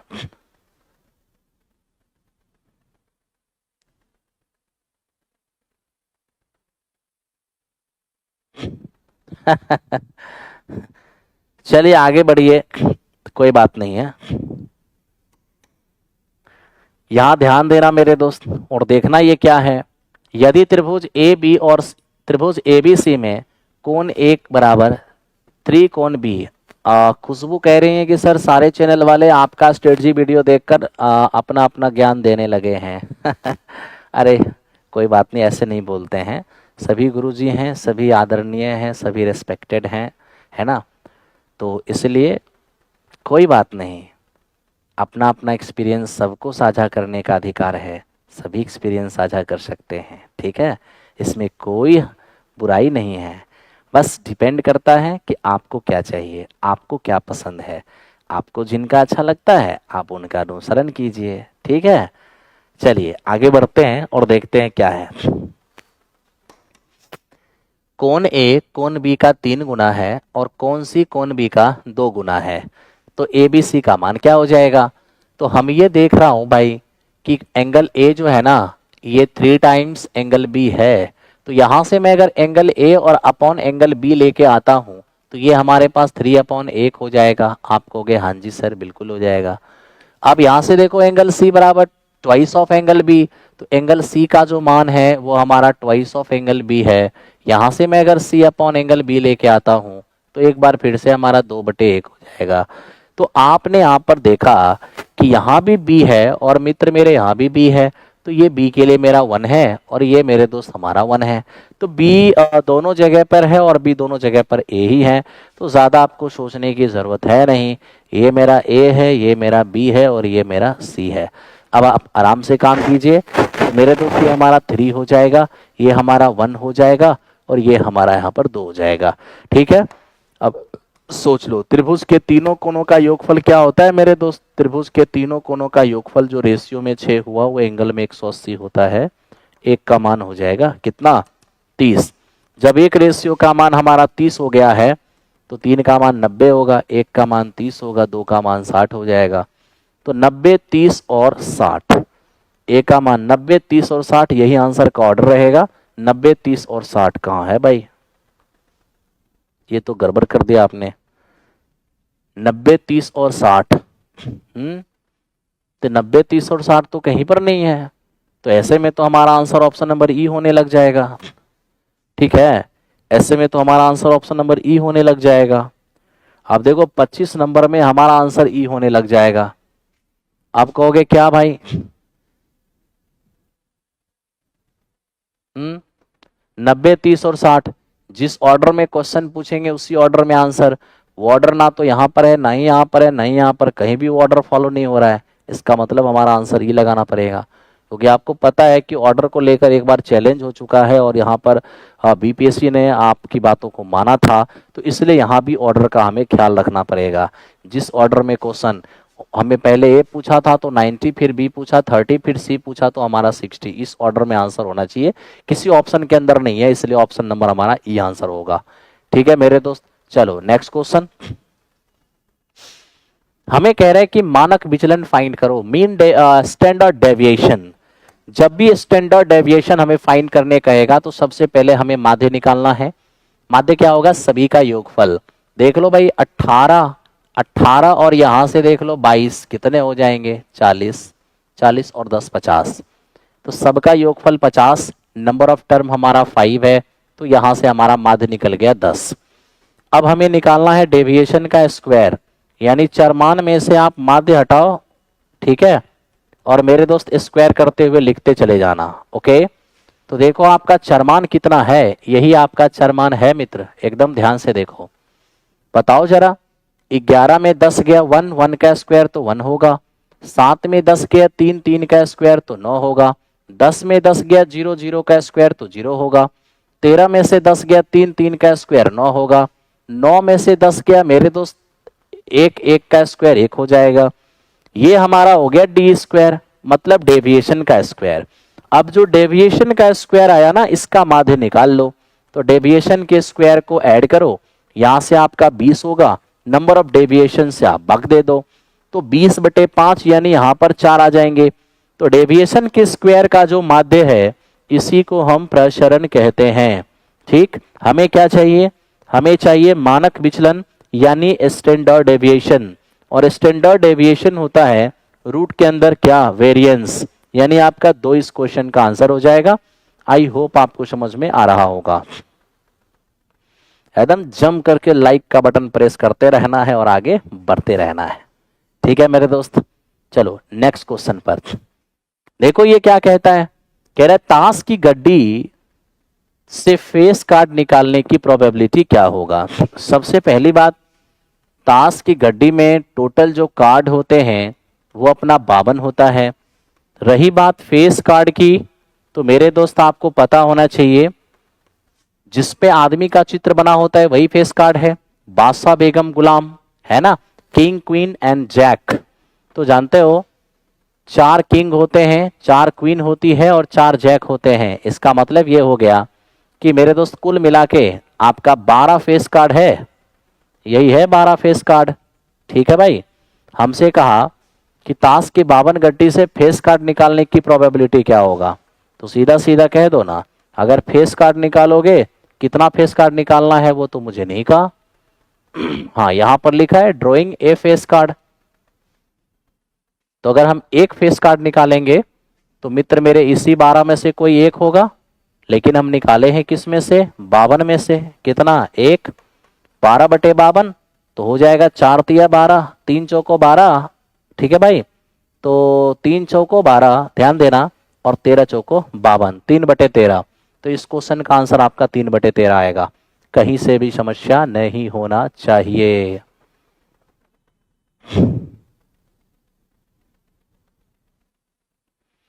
अरे आप क्यों टेंशन ले रहे हो, सारा एनसीईआरटी हम खुद संभाल लेंगे, डिस्कशन से हम करा लेंगे, आप क्यों घबरा रहे हो। हम संभाल लेंगे सब कुछ, आप बस रेगुलरिटी मेंटेन रखो और टेस्ट करते रहो, ठीक है। हाँ, शशि किशोर ले सकते हैं, मैथ बहुत वीक है तो आपको श्रद्धा के साथ अर्जुन लेना होगा, श्रद्धा भी रखना होगा क्योंकि आपको कंसेप्ट भी क्लियर करना होगा। अर्जुन तो प्रैक्टिस है। देखिए, माध्य बराबर 3 माध्यिका माइनस बहुलक बटे 2, तो बताओ जरा सा पी का मान क्या होगा। मेरे दोस्त यहां पर ध्यान देना, 3 मीडियन बराबर मॉड प्लस 2 मीन, यानी 3 माध्यिका बराबर बहुलक प्लस 2 गुने माध्य, ठीक है। आप ऐसा कर लो, 3 मीडियन, बहुलक को इस पार ले आओ, बहुलक आ गया मित्र इस पार, यहां पर क्या बच गया हमारा, 2 मीन बच गया। तो अब क्या करना है कि आप मीन यहां पर देख लो, 2 उधर गुना में इधर लेके आ जाओ, तो क्या हो जाएगा, 3 मीडियन और माइनस का मॉड, 2 उधर गुना में है, 2 इधर आके भाग में हो जाएगा। तो मेरे दोस्त इसी चीज को इसने क्या लिखा है, इतना बटा पी लिखा है। यही जो इतना बटा पी लिखा है ये पी कुछ और नहीं, यही 2 है। तो मेरे दोस्त 2 इस क्वेश्चन का आंसर होगा। उम्मीद करते हैं कि आप सभी को समझ में आ रहा होगा। रोशन झा अगर पटना में है तो आप ऑफलाइन करेंगे तो ज़्यादा बेहतर होगा आपके लिए, ठीक है। बच्चों के बीच में रहेंगे तो आपकी हमेशा से मेरे दोस्त इफिशियंसी बना रहेगा। आगे बढ़ते हैं नेक्स्ट क्वेश्चन पर। एक बैग में 10 रुपए, 20 रुपए और 50 रुपए के नोट 1, 3 और 5 के अनुपात में है। सम्मिलित मूल्य उसका इतना है। 20 रुपए के कितने नोट हैं? तो देखो कितने वैरायटी के नोट हैं, 10 रुपए का, 20 रुपए का नोट है और मेरे दोस्त 50 रुपए का नोट है। अगर मैं बात करूं इसकी संख्या की, तो ध्यान से देखना, इनका जो रेशियो है, संख्या का अनुपात, वो हमारा मेरे दोस्त 1, 3 और कितना, 1, 3 और 5, ठीक है। ये हो गया संख्या का रेशियो, ओके। लेकिन याद रखना, जब सिक्कों की संख्या का वैल्यू दिया रहेगा ना, तो रेशियो संख्या का ही होगा। तो आपको संख्या से सबसे पहले वैल्यू फाइंड करना होगा। अब देखो वैल्यू फाइंड करते हैं। 10 रुपए के 1 सिक्के वैल्यू कितने, 10। 20 रुपए के 3 सिक्के वैल्यू कितने, 60। 50 रुपए के 5 सिक्के वैल्यू कितने, ये हमारा 250 हो जाएगा। अब ये देखिए, 10 + 60 + 250, ये क्या हो जाएगा। अब यहां से देखना, 250 प्लस, अब बताओ ना, 10 रुपए के 1 नोट वैल्यू 10, 20 रुपए के 3 नोट वैल्यू 60, 50 रुपए के 5 नोट वैल्यू 250, 250 + 60, 310, 310 और 10, 320। तो मित्र मेरे 320 हमें टोटल दिख रहा है वैल्यू, और यही वैल्यू क्वेश्चन के अंदर दिया हुआ है 1920। यहां से एक रेशियो का मान निकलेगा 6। अगर एक का मान 6 हो जाएगा तो 20 रुपए के कुल कितने नोट हैं, तो 20 रुपए के कुल कितने नोट हैं, तो एक का मान अगर 6 है तो 3 का मान क्या होगा, 3 6 के कितना मेरे दोस्त, 18। तो मेरे भाई इस क्वेश्चन का आंसर हमारा 18 हो जाएगा। बड़े आराम से आप कर पाओगे, 18 18 सबके आंसर आ रहे हैं, बहुत अच्छा लग रहा है। वेरी गुड मेरे दोस्त, वेरी गुड। चलो अब 30 नंबर क्वेश्चन पे आ जाएं, देखें ये क्या है। x + y 9 है, x² y² हमारे पास 41 है, x³ y³ का मान क्या होगा। पहले तो यहां से आप x³ निकाल लो, बस सॉरी xy निकाल लो, बोथ साइड स्क्वायर करो, a² + b² + 2ab, 9 का स्क्वायर हो जाएगा 81, ठीक है। अब यहाँ से x² y² हमारे पास 41 है और ये हो जाएगा 2xy, ये हमारा 81 हो जाएगा। एक्स वाई का मान कितने हो जाएंगे 20। तो 20 इस क्वेश्चन का आंसर हो जाएगा। अब दोस्त मेरे जैसे ही एक्स वाई का मान 20 हो जाएगा तो हमें तो चाहिए एक्स क्यू वाई क्यू। तो एक्स क्यू वाई क्यू होता क्या है, एक्स प्लस वाई का होल क्यू माइनस 3xy और इंटू एक्स प्लस वाई। तो x प्लस वाई का होल क्यूब करेंगे तो 9 का क्यूब क्या हो जाएगा 729 माइनस 3 इंटू एक्स वाई का मान 20 हो जाएगा और x प्लस वाई कितने होंगे तो ये मेरा 9 हो जाएगा। 729 और माइनस 27 दूनी 54 540, ये 9 12 में से 8 गया तो 4 गया तो 8 हो जाएगा और 6 में से 5 गया तो 1 हो जाएगा। 189 यही इस क्वेश्चन का आंसर होगा। Very simple, very very simple. Set number 21 क्यों नहीं हुआ? क्या मुरली सागर कहां भाग रहा है? मुरली सागर आज भाग रहे हो कहीं पे? क्या बात है, कहां जाना है भाग के बताओ। चलो भाई इसको देखते हैं। यदि समीकरण x square minus P x plus 6 का एक मूल है 2 और द्विघात समीकरण x square minus 2px plus Q के मूल समान है तो क्यू का मान क्या होगा? सबसे पहले मैं आपको एक बात बताना चाहता हूं, कहोगे क्या? हमारे पास मेरे दोस्त एक समीकरण ये है और हमारे पास दूसरा समीकरण मित्र ये है। आप ये देख लिए कि इस समीकरण का एक मूल है 2 और इस समीकरण के क्या है मूल समान है।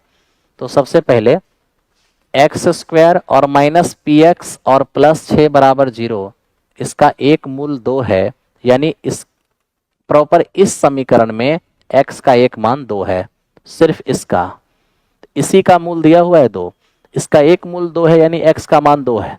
तो 2 पुट कीजिए, 2 का स्क्वायर 4 हो जाएगा, माइनस ये हमारा 2p हो जाएगा और प्लस 6 बराबर 0 हो जाएगा।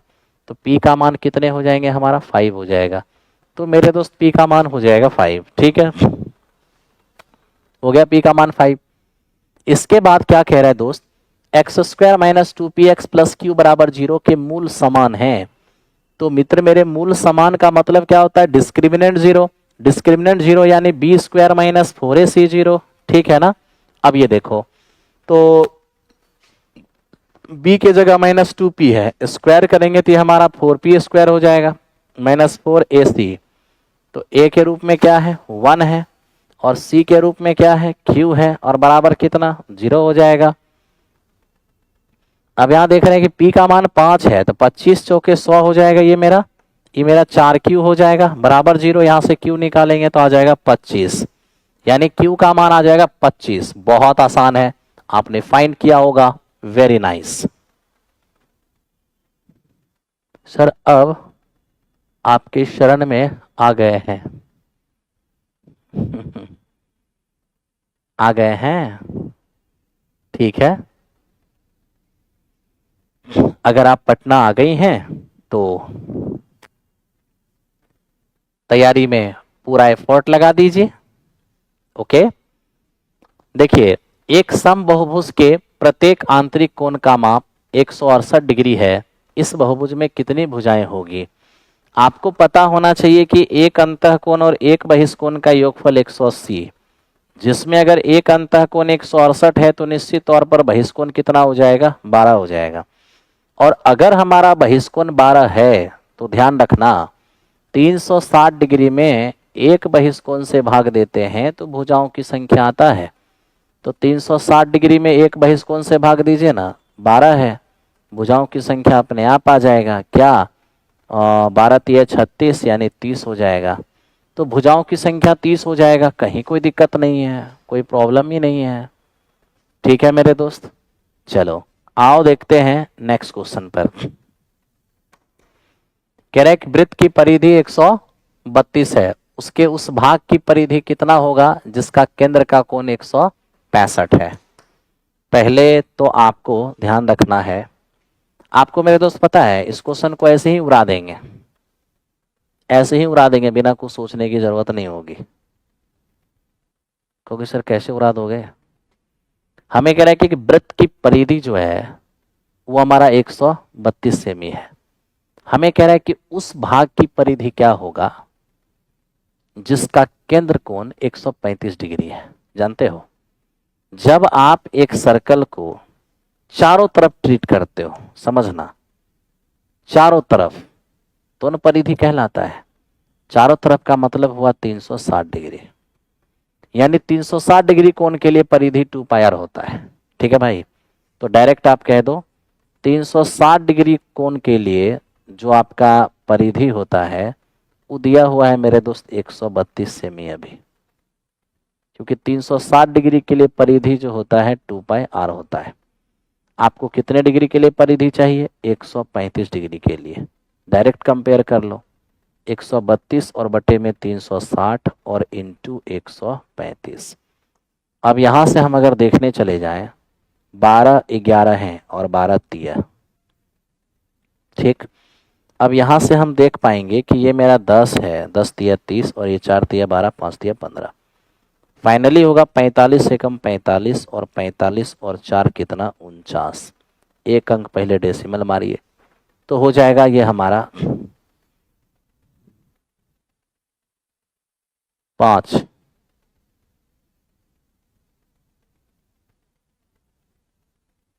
पांच तिया 15।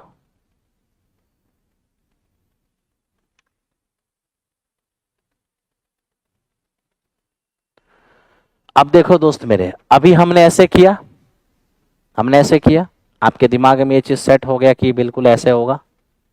लेकिन जानते हो दोस्त, आपको थोड़ा सा दिमाग यहां पे दौड़ाना होगा।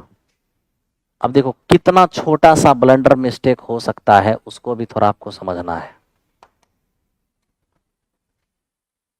ये देखिए, हमें उस भाग की परिधि मांगा है जिसका केंद्र कोण 135 है।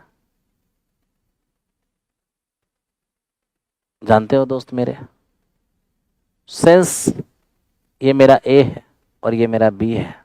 ठीक, ये है एक चाप जो केंद्र पर कितने डिग्री कोण बनाती है? 135 डिग्री का। आज अगर मेरे दोस्त हम समझना, अभी समझना क्या बोल रहा हूं। आज अगर हम इसका परिधि निकालने जाएंगे ना, तो ये R प्लस R और E मेरे दोस्त क्या हो जाएगा? L हो जाएगा। जानते हो, अभी जो तुम निकाले हो ना 49.5, ये तुम्हारा L निकला है, परिधि का टुकड़ा, ये निकला है 49.5। लेकिन आपको जो मेरे दोस्त यहाँ पेरीमीटर पूछा है वो सेक्टर का पेरीमीटर पूछा है, ये पूरे भाग का पेरीमीटर। तो इसका जो परिमाप हो जाएगा एक्चुअल में वो हमारा हो जाएगा 49.5 प्लस R प्लस R। अब रही बात ये R आएगा कहां से, तो देखो 7 44 और ध्यान से देखना, 7 44 154, ये त्रिज्या, ये परिधि और ये एरिया। तो आपका जो परिधि है, ध्यान देना एकदम अच्छे से, वृत्त का परिधि दिया है 132, जो कितना गुना है? 3 गुना। तो त्रिज्या भी क्या हो जाएगा? 3 गुना, यानी मेरे दोस्त हो जाएगा 21। तो आपका ये 21 और प्लस 21 42 और ये होगा 49.5। आप आराम से इसको देखोगे तो हो जाएगा 91 और 0.5, 49.5, ठीक है, प्लस 7, सॉरी त्रिज्या 21 है, प्लस 21 प्लस 21, ये हो जाएगा 91। ये इस क्वेश्चन का रिजल्ट हो जाएगा। लेकिन मैं आप लोगों से एक बात कहता हूं, आप इतना टेंशन ही मत लो, हटाओ ये सब, इतना हेडेक लेने की कोई आवश्यकता ही नहीं है। कहोगे क्यों सर, क्यों हेडेक नहीं ले? जब इजी से क्वेश्चन बन जाएगा तो इतना क्या टेंशन लेना। ये क्या हो रहा है भाई, बार बार लिखा जा रहा है, मैं मिटा दे रहा हूं और बार बार लिखा जा रहा है, समझ से बाहर है। चलिए अब आप यहां पर समझिए, एक्चुअल में हमारे पास था क्या? एक्चुअल में हमारे पास आज कह दिया कि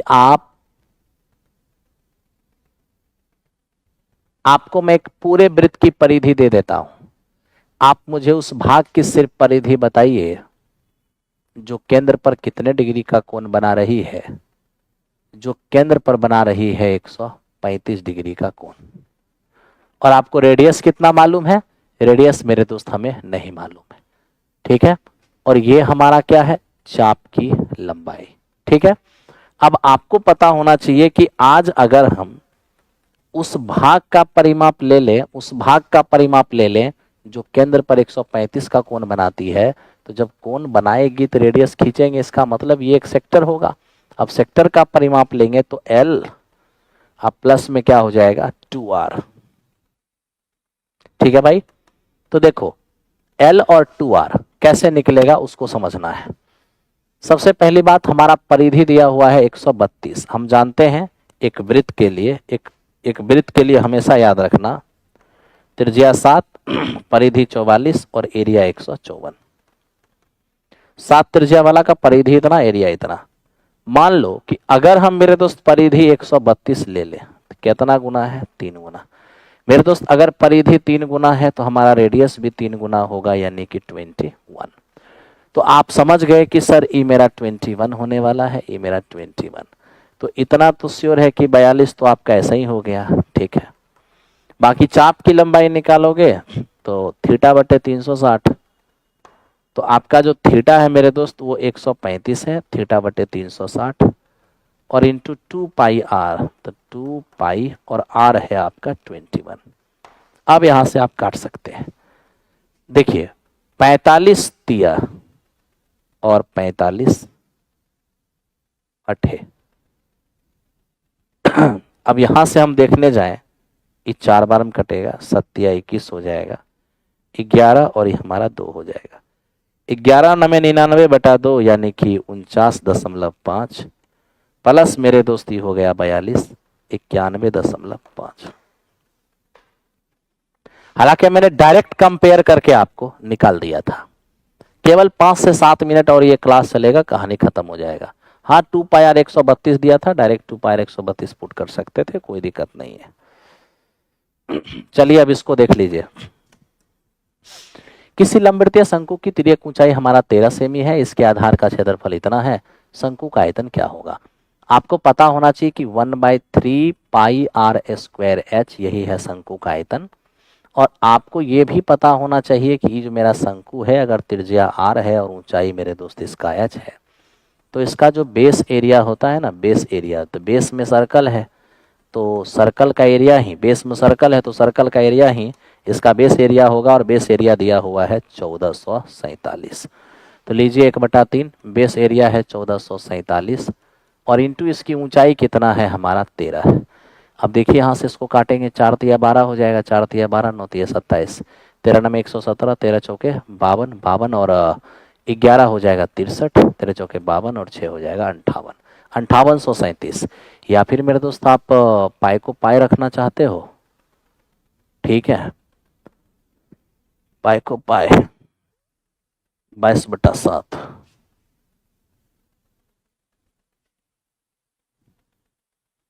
आधार का क्षेत्रफल, तब तो त्रिज्या फाइंड करना पड़ेगा, ठीक है, तब तो त्रिज्या फाइंड करना पड़ेगा मेरे दोस्त। पाई पाई के रूप में दिया है, ठीक है, कोई बात नहीं, तो त्रिज्या यहाँ से फाइंड करना होगा। देख लो यहाँ पर 22/7 ये हो जाएंगे r², और बराबर मेरे दोस्त कितने हो जाएंगे? 1447 है। क्या क्या मसला है? अब यहाँ पर पाई के रूप में आंसर बोला है तो r² तो चाहिए ना। अब r² कैसे निकालेंगे? तो मेरे दोस्त ये हो जाएगा r²/22। h हमारे पास कितना है? 13। थोड़ा सा कैलकुलेशन करना होगा। आप कहोगे सर ये क्या?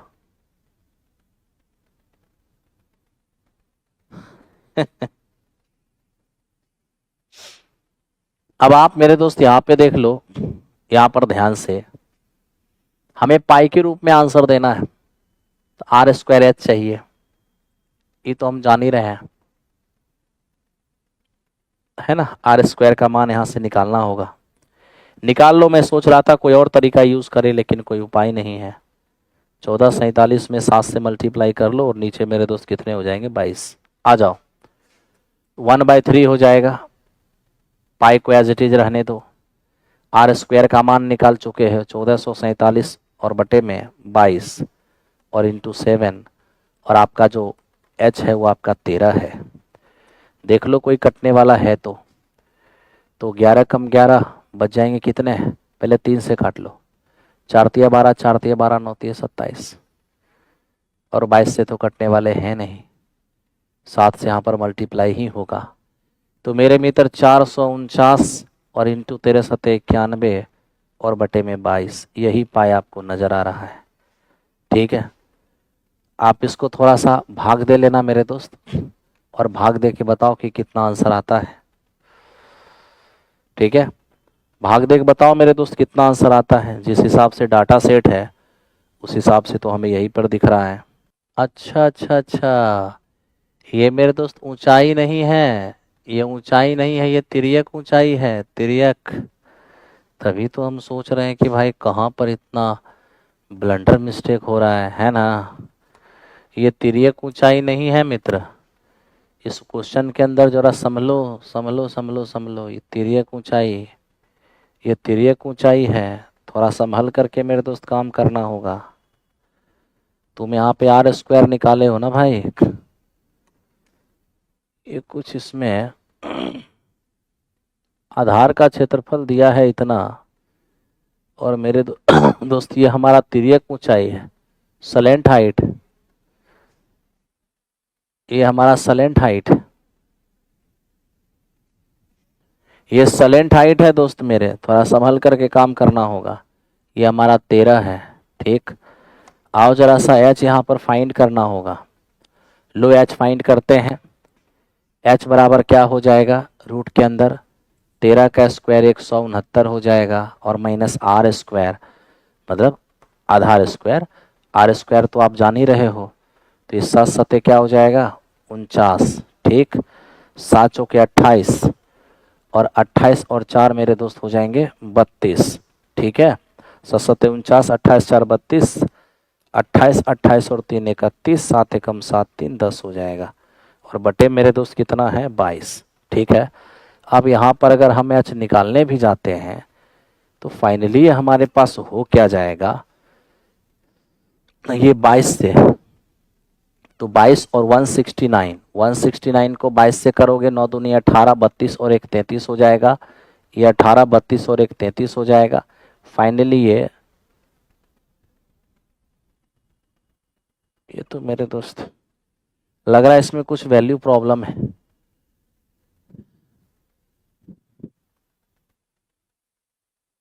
ठीक है, इसमें कुछ वैल्यू प्रॉब्लम है, वैल्यू चेक कर लेते हैं मेरे दोस्त।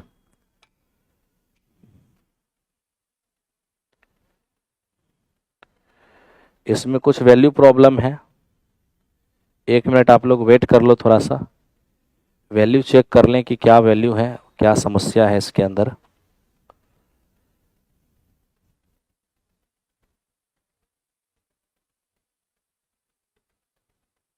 बस 1 मिनट, कहाँ समस्या हो रहा है वैल्यू में।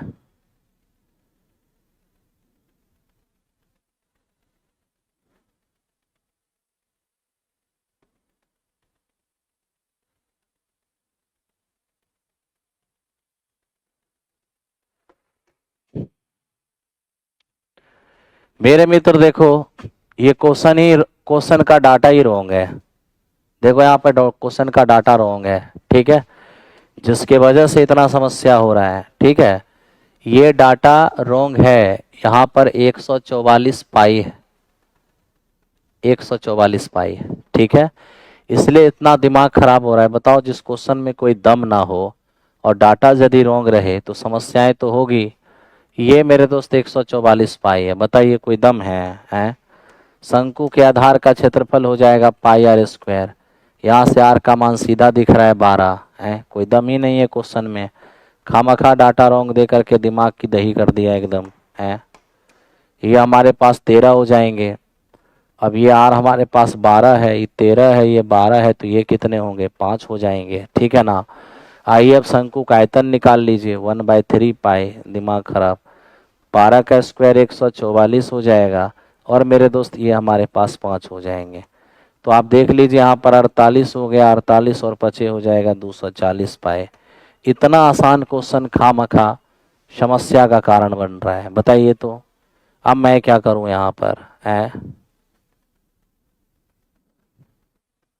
चलिए ध्यान दीजिए, दिमाग खराब कर दिया एकदम।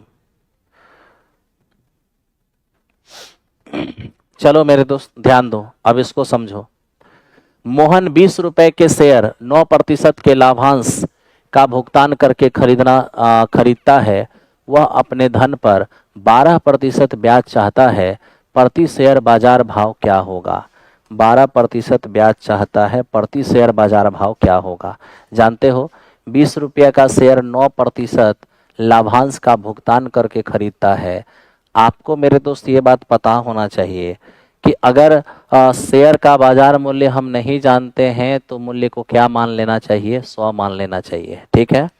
और इस 100 पर अगर 9% का लाभांश मिल रहा है, मतलब 9 रुपए का लाभांश मिल रहा है, ठीक है मेरे दोस्त।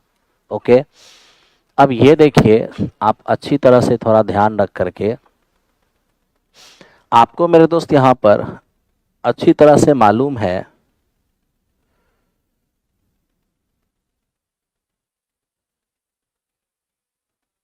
कि ये जो हमारा, ध्यान से देखना, ये जो मेरे दोस्त अंकित मूल्य 100 है, जिस पर 9% लाभांश यानी कि हमारा 9 हो जाएगा, तो हम ये कह सकते हैं कि सर 100 एमआरपी पर अगर हमारा लाभांश 9 है, तब तो मेरे दोस्त 20 पर हमारा क्या होने वाला है? अगर एमआरपी 100 पर लाभांश 9 है तो 20 रुपए पर हमारा क्या लाभांश होने वाला है? तो यहाँ से आप देखोगे तो 9/5 नजर आएगा, ठीक है भाई, 9/5 होने वाला है। अब हमें क्या कहता है, तो बताइए सर, कि वह अपने धन पर 12% का ब्याज चाहता है, ठीक है, तो प्रति शेयर बाजार मूल्य क्या होगा? देखिए 12% का ब्याज चाहता है तो प्रति शेयर बाजार मूल्य क्या होगा? तो 12 रुपया लाभ के लिए, एकदम ध्यान से मेरे दोस्त यहां देखना, 12 रुपया, अच्छा ये क्या चाह रहा है? 12% ब्याज चाह रहा है ना, अपने धन पर 12% का ब्याज। तो मेरे दोस्त यहाँ पर आप देख सकते हैं कि अगर 12 लाभ उस 100 पर चाह रहा है, तो मेरे मित्र मुझे ये बताइए कि 9/5 का जो अगर वो लाभ चाहेगा तो कितने पर उसको लाभ मिलेगा, यानी उसके लिए बाजार मूल्य क्या होगा? तो 12 रुपये लाभ का, एकदम ध्यान से समझ के देखना है, तभी आपको मजा आने वाला है, ठीक है मेरे दोस्त। 12 रुपया लाभ के लिए बाजार मूल्य है 100, तो 9/5 रुपये लाभ के लिए बाजार मूल्य क्या होगा? तो उसके लिए 100 और बटे 12 और इंटू मेरे मित्र 9/5। आप आराम से सॉल्व कर लीजिए। तो देखिए ये 3 हो जाएगा, ये हमारा 4 हो जाएगा, 20 पंचे यानी 5 तिया 15, 15 रुपया यही आपका बाजार मूल्य होगा, यही आपका बाजार मूल्य होगा। पहले समझिए कि मेरे दोस्त ये क्वेश्चन है क्या एक्चुअल में। 20 रुपया मूल्य का जो शेयर है 9% लाभांश का भुगतान करके कोई आदमी खरीदता है।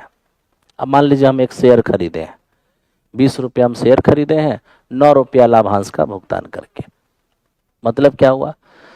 अंकित मूल्य 100 रुपया वाले शेयर पर लाभांश 9 है। अगर 100 पर लाभांश 9 है तो 20 पर लाभांश क्या होगा? 9/5। यानी मेरे दोस्त हम इतने का लाभांश चाहते हैं। अब हमें यही क्वेश्चन कहता है कि वह अपने धन पर 12% ब्याज चाहता है, तो प्रति शेयर का बाजार भाव क्या होगा? तो 12% ब्याज का मतलब है कि 100 अंकित मूल्य वाले शेयर पर उसका लाभ 12, तो 12 लाभ के लिए अंकित मूल्य 100 होगा, यानी बाजार मूल्य 100 होगा। तो बताइए 9/5 का लाभ, क्योंकि आप यही लाभ चाहते हैं, तो 9/5 के लाभ के लिए बाजार मूल्य क्या होगा? तो 12 के लिए 100 होगा, तो 1 के लिए 100/12, तो 9/5 के लिए क्या होगा? 100/12 गुने 9/5 यानी कि 15। तो मेरे दोस्त 15 रुपये उसे बाजार मूल्य रखना पड़ेगा, ठीक है। तो आइए मेरे दोस्त, इस क्वेश्चन का आंसर कितना हो गया आपका? 15। बहुत आसान, वेरी सिंपल, ठीक है।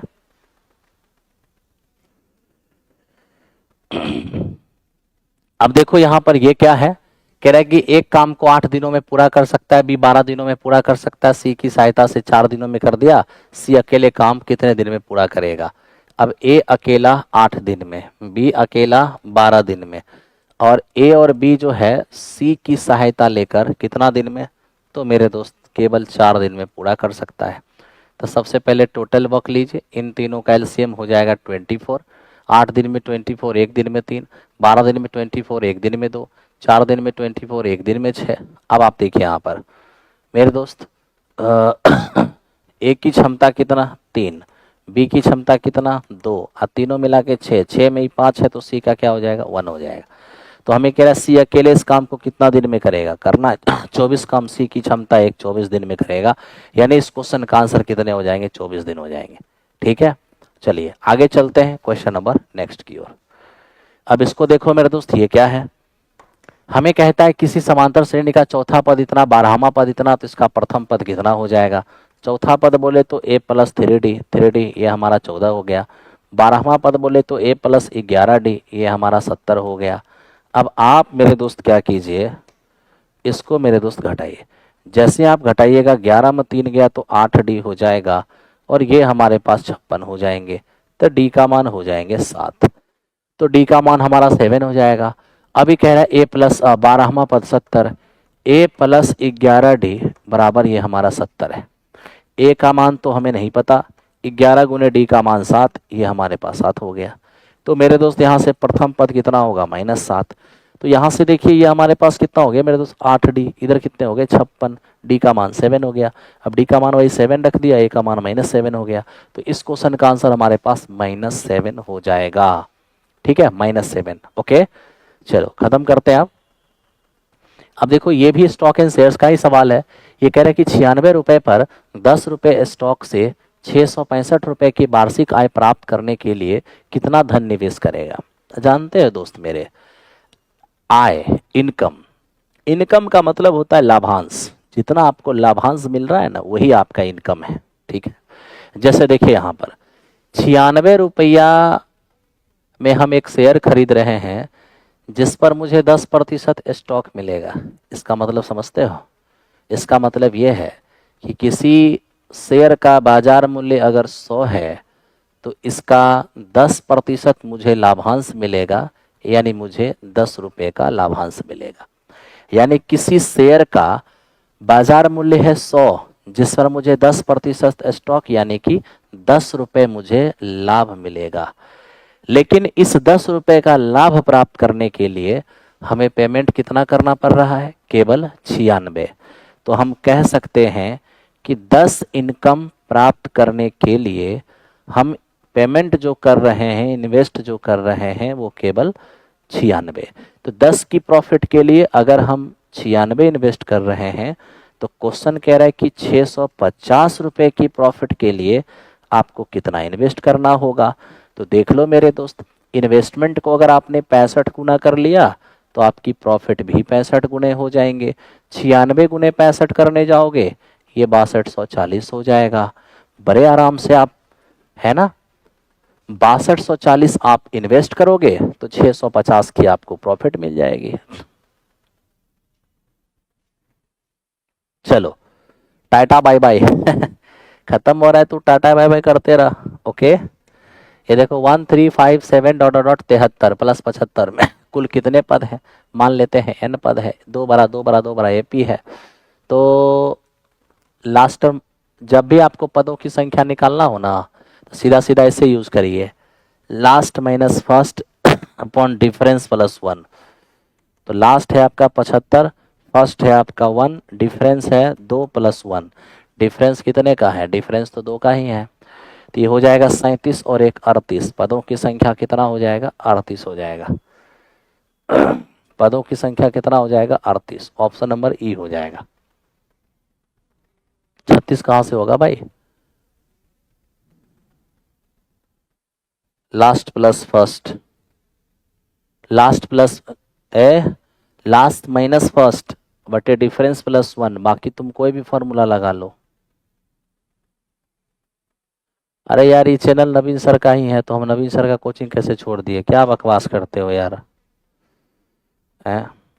ये नवीन सर का ही दूसरा चैनल है ना यार, प्लेटफॉर्म का ही ना है ये। 124, ठीक है मेरे दोस्त। 2 पर रेकरिंग है तो 2 को 9 हो जाएगा, 2 पर रेकरिंग 2 पर 9। नवीन सर चैनल पे भी क्लास लेते हैं मॉर्निंग में, ठीक है। यहाँ ध्यान से देखना, क्या है आपका 124 को एज इट इज लिखिए, 2 को पर रेकरिंग है तो 2 को 9, 1 को बिना रेकरिंग है तो घटा दीजिए 123/99, ठीक है। तो 4 तिया 12, 3 एकम 3 और बटे 33, 41/33, ठीक है। चलो,